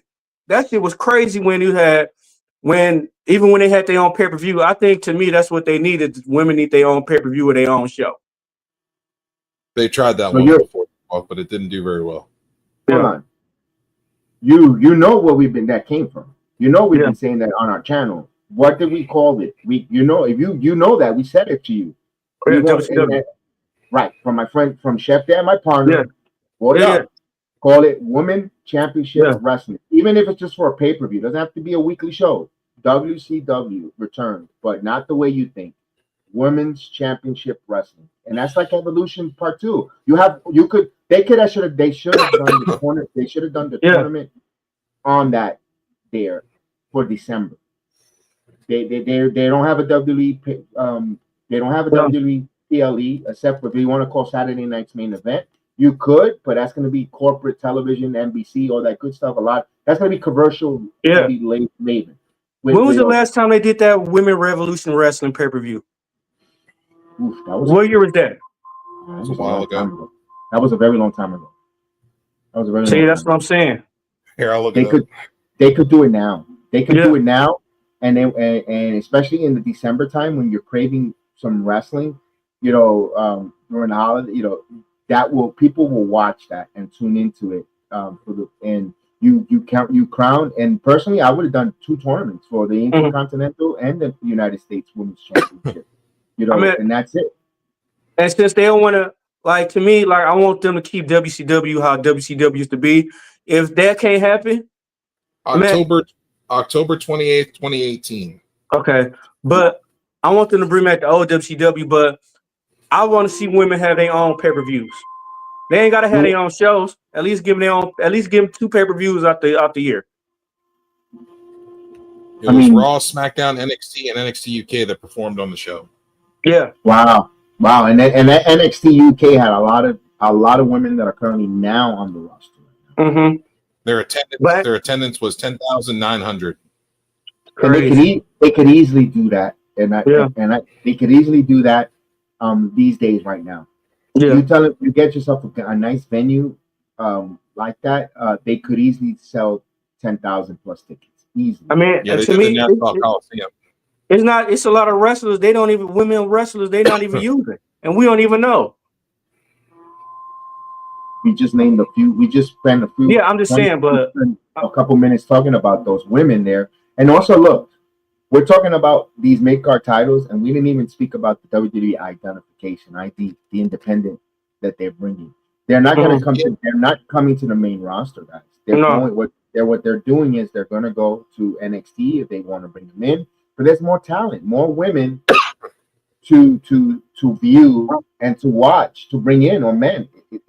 It's a win. How do you feel about the first? They gave a snippet. They showed the person's eyes of the first person coming in, and if you watch independent wrestling, which I'm sure you do, you know who the first person is. He's very, very controversial, and I don't understand why WWE would do it. But I mean, he's not a bad wrestler.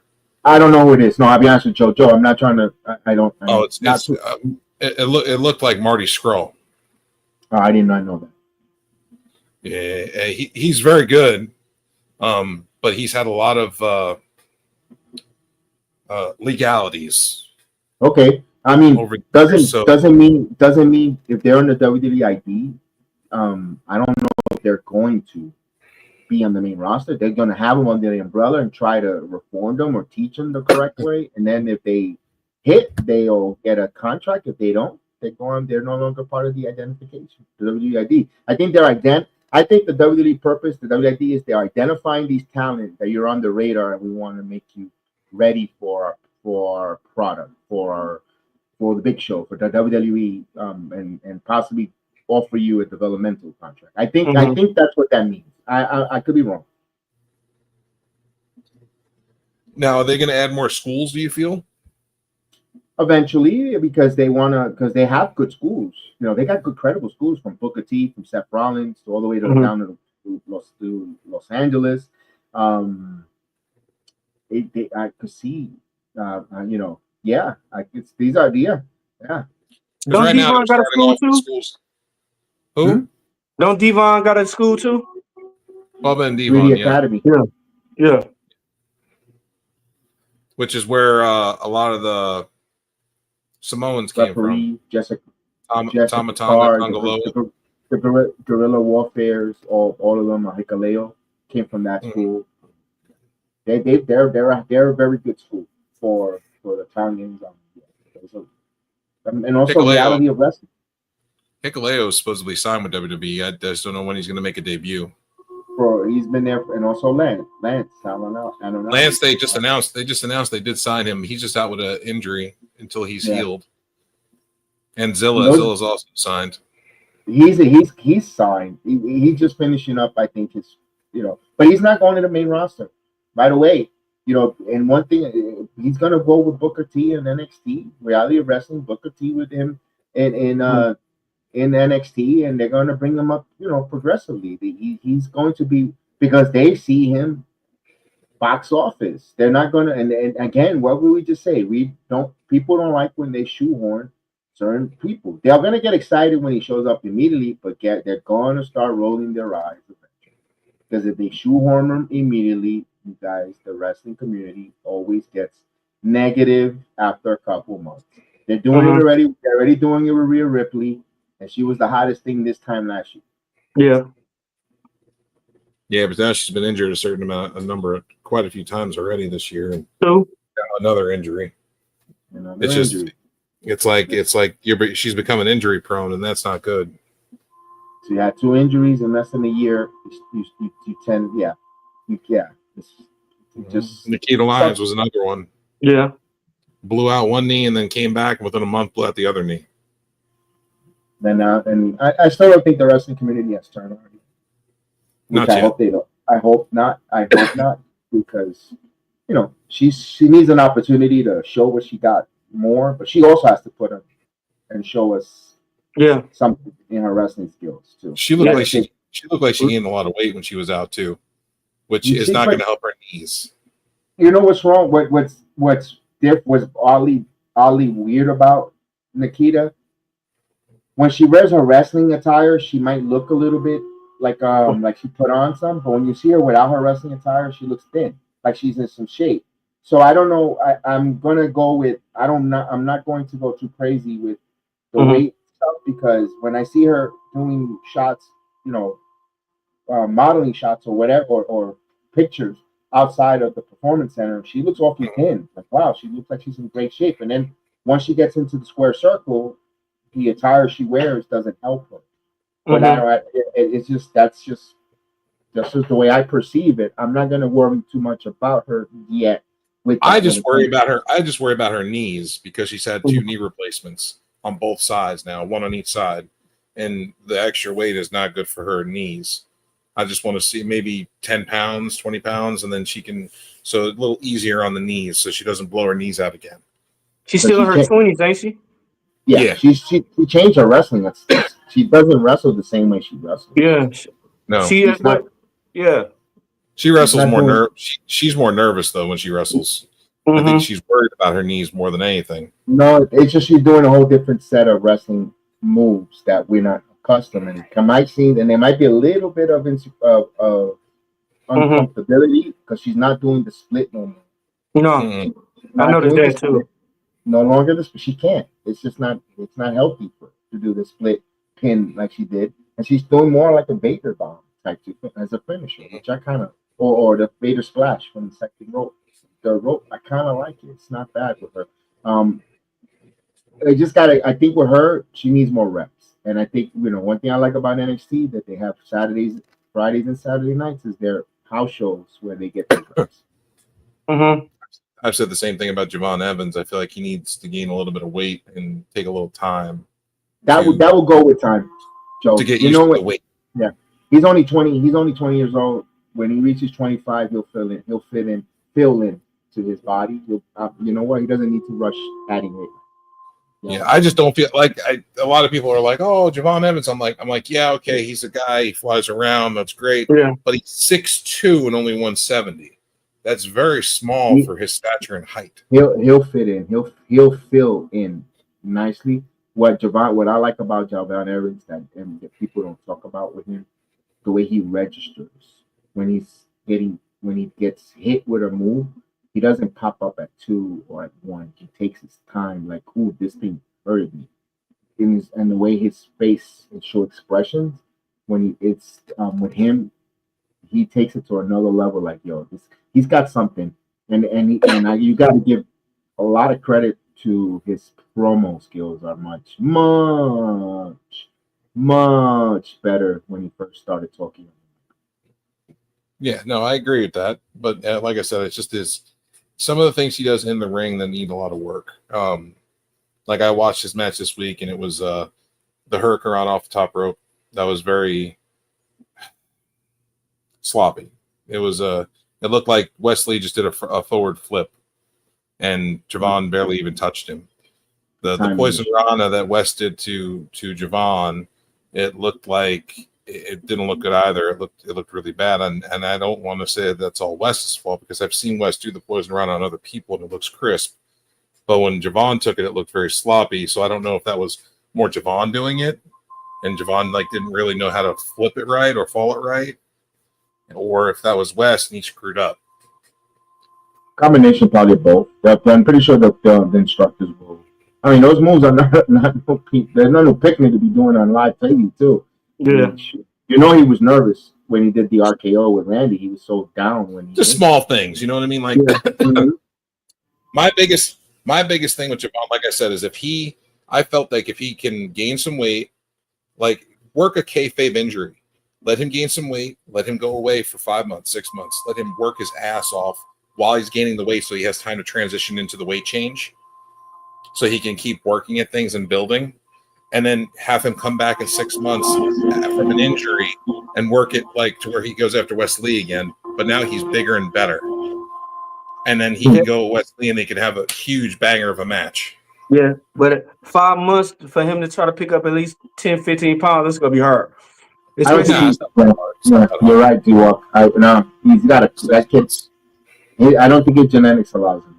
Like mine, look at mine. I got a fast metabolism. I can't pick up weight. No, your genetics don't allow you to gain weight. But you don't have a $1 million machine behind you either. He does.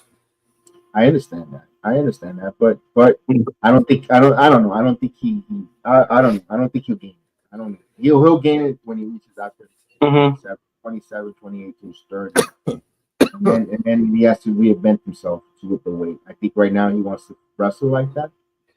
I don't think WWE is putting any limitations on you need to gain weight.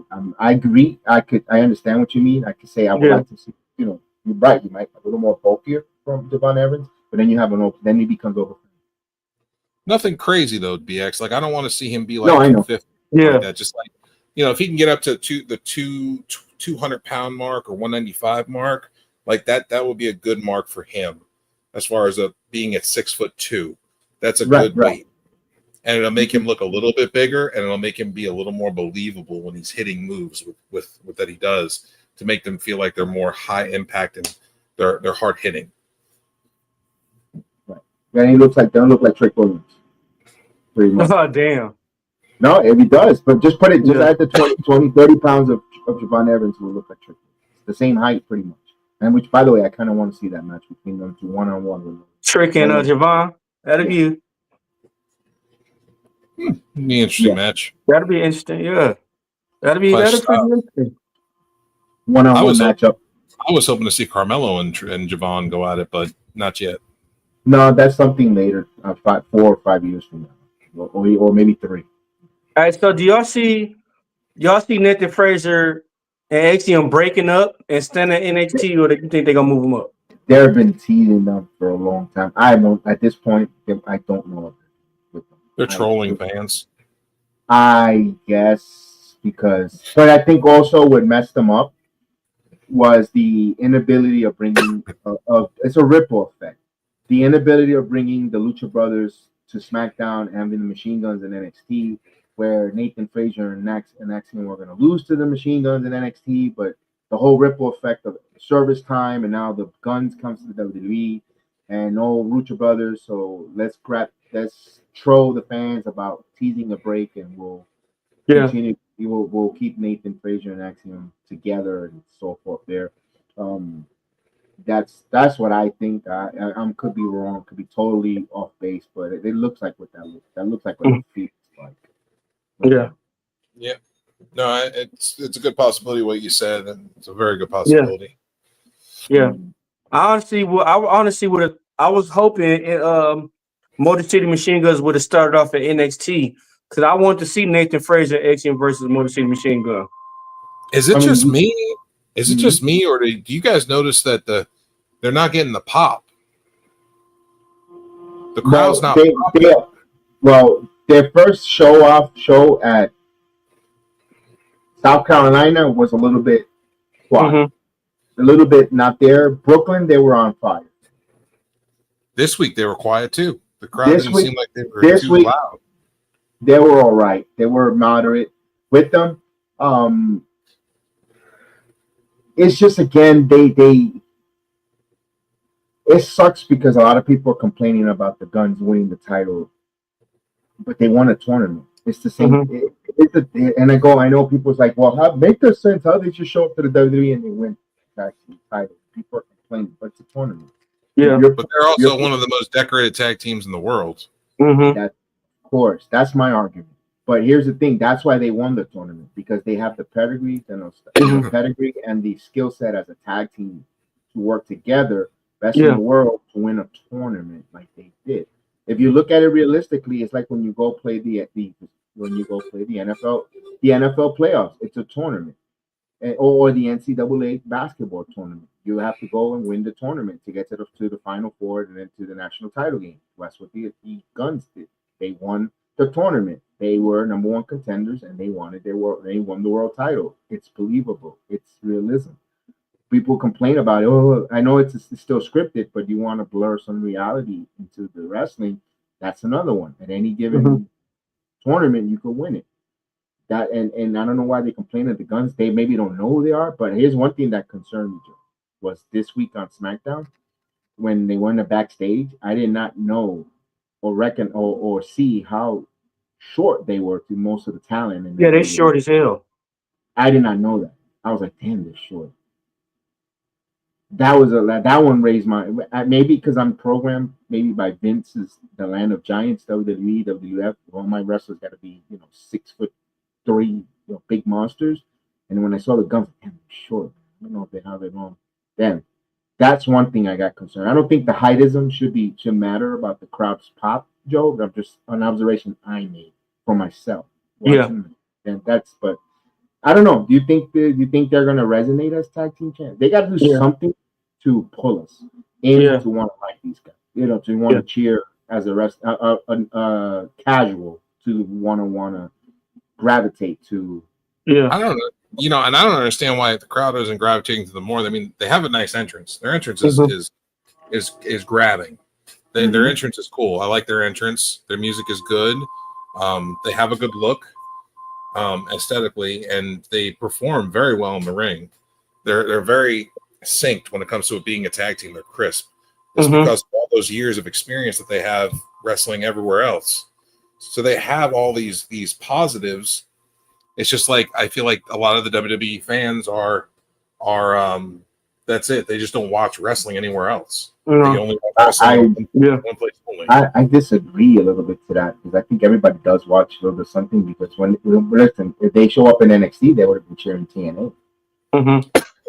And according to all the wrestling podcasters, they make it seem like the audience in NXT are that all we do is look at four walls. You don't go home and NXT watch is, a four. I mean, main roster though. NXT is like a separate thing. No, I no, mean, the but I'm main saying, roster of the roster. I'm saying the audience or the people that go they don't know nothing but just NXT and they only know the four walls. People watch the way people consume wrestling these days. People watch everything. You could say that back in the territory days or even in the '90s, you don't really watch I watched everything.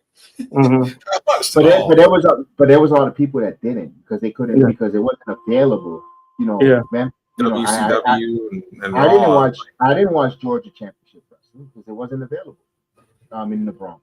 I don't know. I had no clue where the hell I could put Georgia Championship Wrestling on unless if you tape swap. But you And I watched, didn't have but you watched ECW on Madison Square Garden channel, didn't you? correct. You had Madison Square Garden at 2 o'clock in the morning. You had Yep. ECW, but you didn't have certain things you couldn't get. Certain wrestling companies, the U.W.F.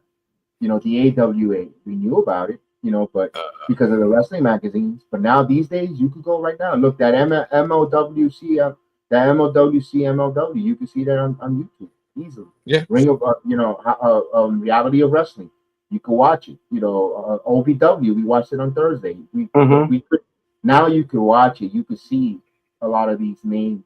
I don't know why the fans, I don't know why the fans didn't I gravitate. think it's a lot of the younger people. I think so too. I think you might be right. It's the younger folks. You know, because how was? Let me ask this: how was their reception when they wrestled a couple of times at All Elite Wrestling? Did they get a big pop? Because They I didn't know they wrestle made a in couple. AEW. They did for a cup of coffee. Go Didn't to they? bathroom. Is that back before they had the TV deal? So did they get a big pop? Yeah, that must have been before they had the TV deal then, because I didn't remember seeing that. They did. They did. They made a couple appearances on All Elite Wrestling. Remember, TNA and AEW had a back and forth, a lot of working agreement with each other. Yeah, for a short period of time. Right. So So I don't know if they did or didn't. It's good to look at those things again to see if they had a big pop. But I don't know why they didn't. I'm be honest with you. I don't know. They're like you said. They're a very decorated tag team champion from around the world, and commentary made that mention. Yeah. They put them over. The commentary did a good job. It wasn't like when Vince was there, don't mention anything, pal. No, they mentioned where they came from, their accolades, their resume, and I don't know. They've also both been the TNA World Champions as well, an X Division champion. X Division, the TNA champion. You heard Gargano and yesterday said he knows him for over 16, 20 years. He's an idolizes. So put him over big time. So maybe that's gonna help, going forward. With them. That's gonna cause the split with Ciampa, Gargano and Ciampa. Yep. Here's the one thing I hope they're going to eventually do this. Yeah. And I've said it before, the Guns are gonna be heels eventually when Logan Paul shows up. Remember, he's biologically his cousin. Wow. Who's his cousin? Shelley. Oh.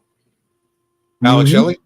Mm-hmm. That's Logan Paul's biological cousin. They're cousins. Wow. First cousins, if I'm not mistaken. They're cousins, and he actually got Logan Paul into that wrestling shape that he's. They're cousins. They're relatives. So I've said it before. I wanted to see before when the Guns were rumored to be free agents, yada yada. The Guns beat Logan's Paul group because now they come in with some heat. These machine guns and the names machine guns sounds menacing anyway. You bring them with Logan Paul and the guns, machine guns, and they're just creating havoc. And, Logan Paul generates heat already, and the Guns will be heat. And then they're rumoring that Logan Paul's coming back as babyface. He could, but I don't think the crowd will accept it. It's like Robbie Lashley when he did the Pride. Nobody wanted to boo him. Everybody wanted to cheer him. They wanted him. Everybody, but WWE wanted you to dislike him. But they couldn't. You couldn't. But I think Logan Paul. I don't know where in the world they're going to cheer him. But if he would have put the Guns in as the heel, people would have despised them. And then when they turn on and they abandoned Logan Paul and the biggest baby face, I think maybe they would have been getting the big pops that we're looking for. Hey, it is what it is. True. That could work. Yeah. I've just been noticing it about the whole crowd reaction. I've been noticing it. I'm with you. I noticed it. I know. I'm not gonna say no. I noticed that. Where's the big huge pop? Yeah. Because those two guys definitely deserve a pop. I mean, if anybody deserves a fucking pop, they do. They do. Of all the people that come from another company, they do. They deserve a real huge, loud ovation with their. Because how many years people wanted to see the Guns in the WWE? Yeah, and not only that, but their matches are great. They're doing great matches. All their matches they've been on the WWE have been really good. Even the first one when you could tell they were nervous as heck, but they still performed well. Yeah. Showed up, showed out. But they were nervous. That's the machine guns, man. They usually, even if they're nervous, like the first time they performed in Japan when they were in the Tokyo Dome, they were nervous as hell. You could see it. But by the end of that match, the whole crowd was clapping. Yeah. And by the end of that first match, you're like, damn, the Guns are here, and they put on a few. Yeah. It's like, what are they doing next week? Yeah. Right. Yeah. Right. Exactly. Like to see them. And then the second week, they won the tag titles. Yeah. Yeah. Two matches. Give me two tag teams y'all want to see the Motor City Machine Guns wrestle, but it got to be a pay-per-view. New Day. That's a good one. What about you, Joe? Who would you say? BX? The New Day. That was going to be one of my picks. The Usos. Yeah, but I don't know if they're gonna go the tag team route. I think they're gonna stay. I think they're gonna stay singles, man. Yeah, it's like one and done. Yeah, but they could. But the Motor City Machine Guns can be like, we want a challenge and we want to face one of the most decorated tag teams in history to battle the other most decorated tag team in history, which is us. And we couldn't think of anyone better, and challenge the Usos. Like, I know you guys are doing your own thing, but I want you guys at, blah, blah, blah, name a pay-per-view. No, I can see that happening. Yeah. Because if they beat, let's say they beat the New Day, then they have the Usos, and they can challenge, just beat the New Day, or vice versa, whichever order they want to go. And then the Machine Guns could really solidify themselves as tag team by beating those two in a row. Yeah. And this is why I wish. This is why I wish. I wish AEW, TNA, and WWE would do a mashup together. That'd have been dope. But I don't see that happening. But that'd be dope. I would like to see all the wrestling companies be able to work together. I believe that all the wrestling companies. I believe there's enough pie for everybody that all the wrestling companies can work together and share products and share performers to where we can really have a really, really once in a lifetime opportunity for wrestling as a whole. Yeah. I mean, we wrestling fans. That is something we love to want to see. What do you think about BX? I mean, anybody who likes wrestling wants to see the best of the best. Yeah. But too much politics. That's the biggest problem. But besides from the politics, if they can get around that, the money aspect is there. They can make tons of money. Millions, billions. It would be good for all the promotions, all of them, if they can work together.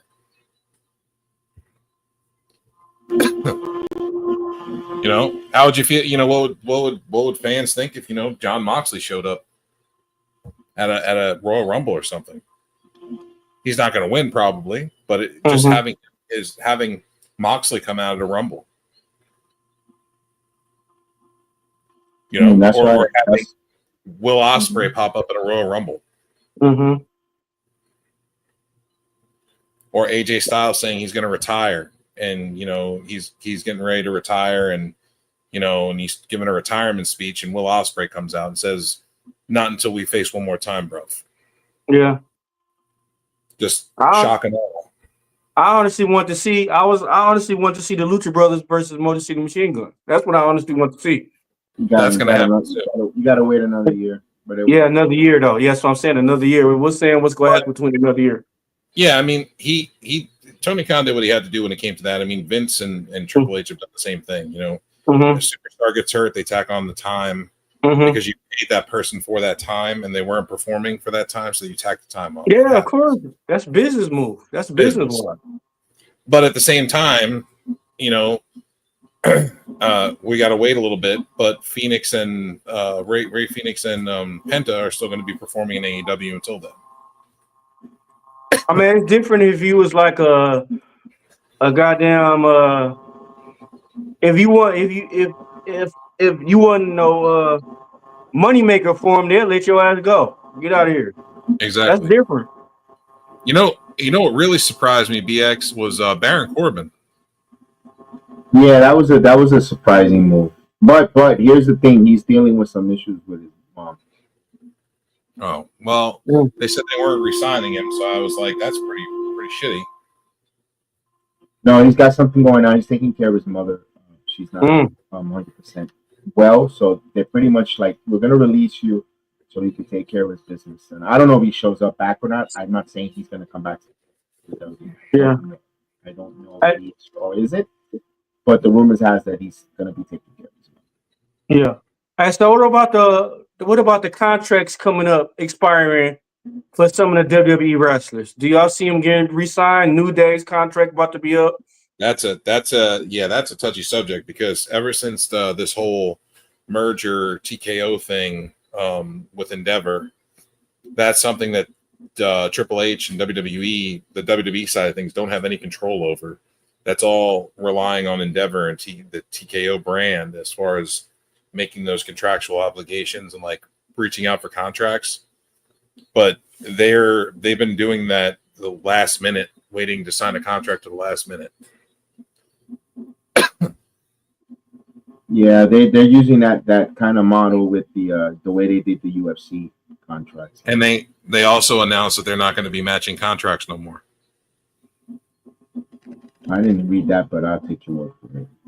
Yeah, they said that they're not going to be matching contracts no more. They're going to be, this is what it is, and that's it.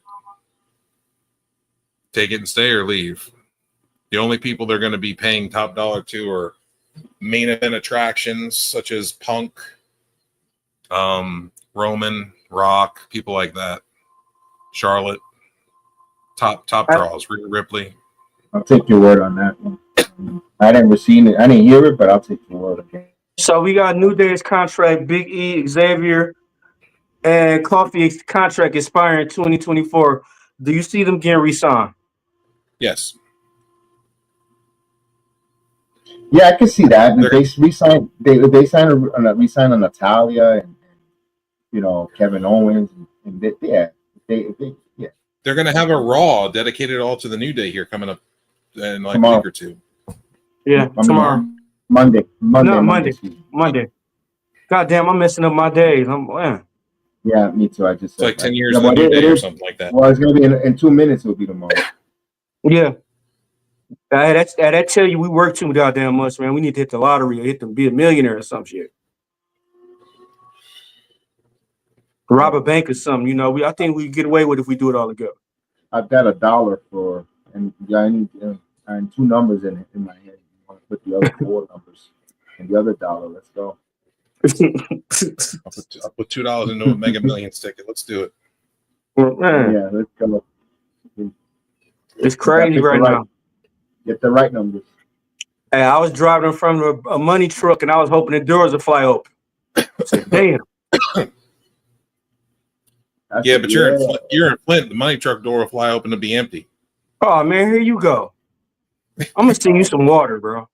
I'm gonna send you some nice cold Flint water. Yeah, that would do it. So then you'd be like, you the opposite for you want the key to lose some weight. There you go. Take that. Take some water. I'll give it to the bank teller and ask her to drink it. Wow. I'm gonna make sure I make Kool-Aid from it so you won't think what it is. You're drinking and get a third ear on your forehead. We'll share it with all the security guards and the bank tellers at the bank. And y'all need to give them to y'all New York teams. Nah, Detroit's already drinking it. They're gonna fall out to fumble the ball anyway. Don't you say that.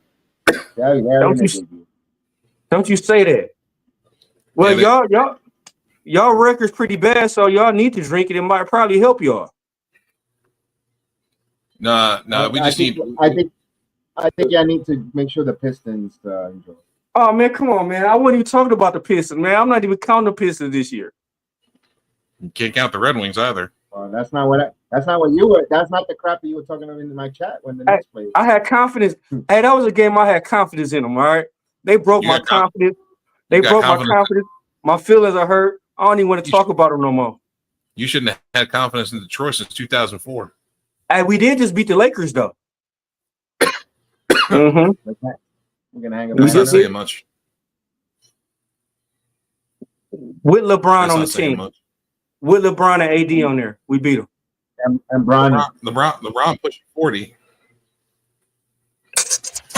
You beat an old man. Look, man. Oh, wow. Look who you talking to. How many old men have you beat, Joe? Huh? How many old men have you beat like that? I mean, if I count myself, I mean, that would be. Exactly. Hey, once we go off the air, you'll be beating yourself any minute.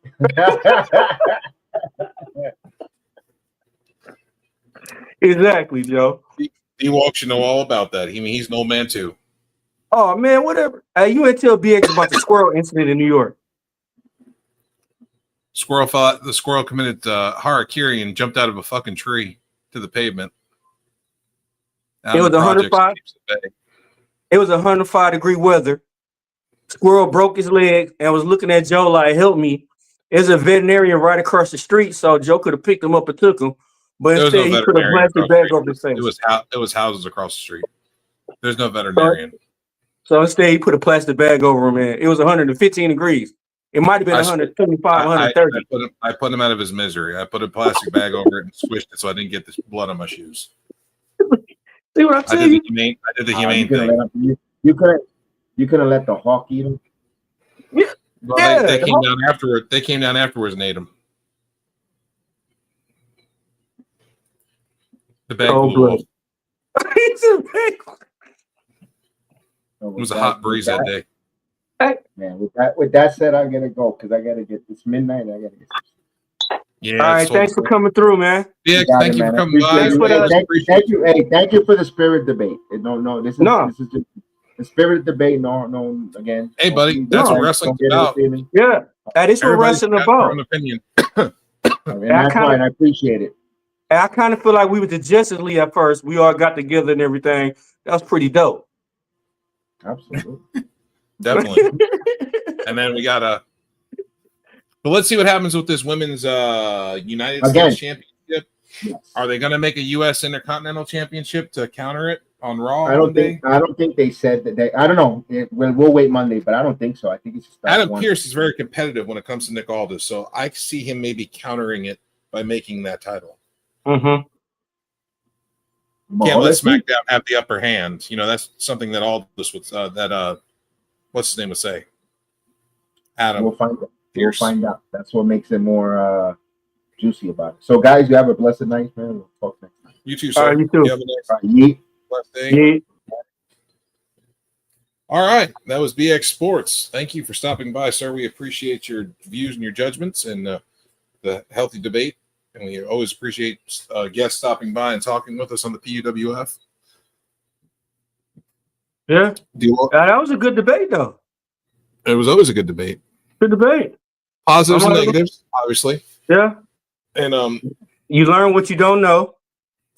We'll see what happens. Like I said, I think this title was is being created for Jade. Yeah. Well, yeah, maybe. We'll see. Yeah. This might be the final rift between Jade and Bianca that causes the feud. Because what if they have to wrestle each other in the finals? And who would they push? Who you think they'll push? You think they're gonna push Jade or you think they're gonna push Bianca? They're probably gonna push Jade. How you feel about that one? I don't approve of it, but you know, it's whatever WWE feels like they need to do. Maybe they just want to see what she's gonna do with a title.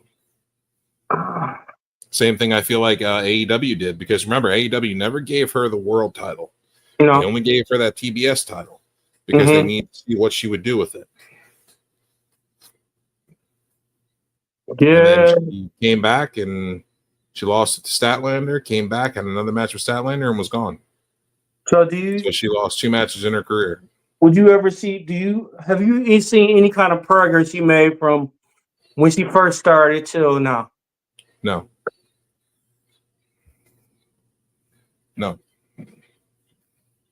I don't feel like she's gotten any progress. And that's why I feel like they're testing the waters with her as a champion, and this is what they're going to try to do. I just feel like that is what this is my personal feelings. Yeah. Okay. So I just feel like they are going to test the waters by making her that mid-card champion. Yeah. To see what she does with a championship. I'm just saying this. What if, and this will piss me off, what if Jay won the mid-card title, Bianca won the main card title? They remind you like they wrestle between the next couple of months.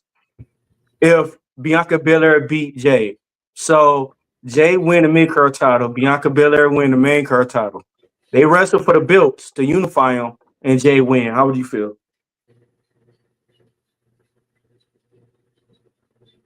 To unify the mid-card title and the world title? Yeah.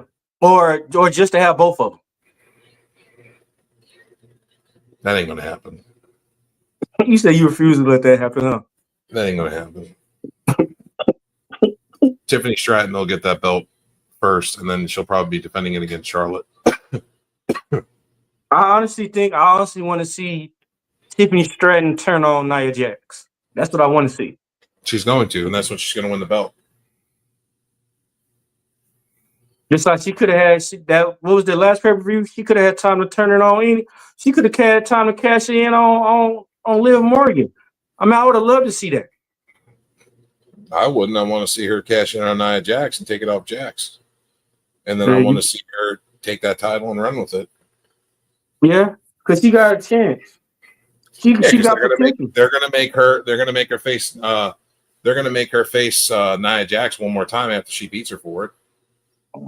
You think it's gonna be a fair win, or Tiffany starting to go have to cheat? Who cares how she does it? Yeah. Who cares how she does it? As long as she gets past Nia and moves on to the next opponent. Who can you see the next opponent being? Could you see could you see Mandy Rose coming back? Nah. Why? No, I'm just asking. I'd like to see Mandy Rose come back. The day she left WWE, she made $1 million that week. Yeah. Why would you come back? Just because you love her. Just because the fact about it, she loves wrestling. She loves money, and she's not just going to come back because of wrestling. Because I'd like to see Tiffany Stratton and Mandy Rose be a tag team. That'd be dope to me. Excuse me, guys. I don't want to see Mandy Rose with Tiffany Stratton right now. I just want to see Tiffany Stratton on her own. But it sounds like you getting sleepy, so we're going to end it. All right, y'all. Shout out to BX. Thanks for coming on with the debate. P.U.W.F. Socials are down below. Yeah. Invisible Man, thank you for coming by as well. All of our socials are down below, folks. Make sure you like, comment, and subscribe. And click the notification bell so you'll know every time we go live. Shout out to Canada Destroyer. Yep. NXT Time with D-Walk is on Wednesdays. Shout out to Christiana Don and Misfit Nations. Correct. Shout out to who else more? BX Sports. Shout outs to my guy Chef Dan. Terrence. Tim Teagan. Miss you, buddy. Who else we getting shout outs to? Who else? Goddamn who was in our chat tonight? Goddamn motherfucking Wrestle Louise. D-Walk. The comments. Onyx Blade, thank you for the comments. D-Walk, thank you for leaving comments. Wrestle Louise said the show was going to be live streaming on YouTube for free tonight. Oh wow. But it's delayed till tomorrow. That's crazy. So we can watch MLW versus CMLL Lucha Apocalypto tomorrow for free on YouTube. If you guys have not seen that, it's probably going to be a really good show. MLW and CMLL have really good performers. Yeah. Corona's on you? I'm sorry? Corona's on you? Who? I said Corona's on you? Corona's on you? On you, motherfucker. Corona's on you. No, you. No, you got the money. Oh, motherfucker, you work 114 hours. You're single with no kids and live with your parents. Get out of here. You got cash for days. I don't mean shit. I'm divorced with a kid. I'm divorced with a kid and pay all my own bills. Okay. You got more money than I do. Steaks and Coronas on D-Walk tonight. You mean tomorrow? I mean, it is tomorrow. Yeah. Well, I'll make sure I send yours through the mail. Sound good to me. It's gonna take like a week though. Put it on dry ice. They overnight things with dry ice. I could be enjoying steaks and Coronas on Monday for Monday Night Raw. Hell no, I'm cheap. I'm doing a 6-day delivery. Can't do that. The food will go bad. Well, you either got to take a chance and eat it, or you just go stare at it. No, I take pictures of it and say, "Look at this cheap bastard! Look what he did." Bless you. Matter of fact, I'll do a 2-week delivery for you. I'll be like, "Look! This is how cheap D-Walk is. He sent me moldy steaks and flat Coronas. Look at this." You'll mess around and get it. If I send it tomorrow, you'll mess around and get it a day before Thanksgiving. That's fine. I'll just make sure I take good pictures of my Thanksgiving feast and send it to you. So you don't see all the good food you won't be having. Oh, asshole. But that was the night of the show. See y'all Wednesday. And next time with D-Walk, you'll see me and Joe there. Have a good night. Good night, everybody. Peace. Peace. Xristo.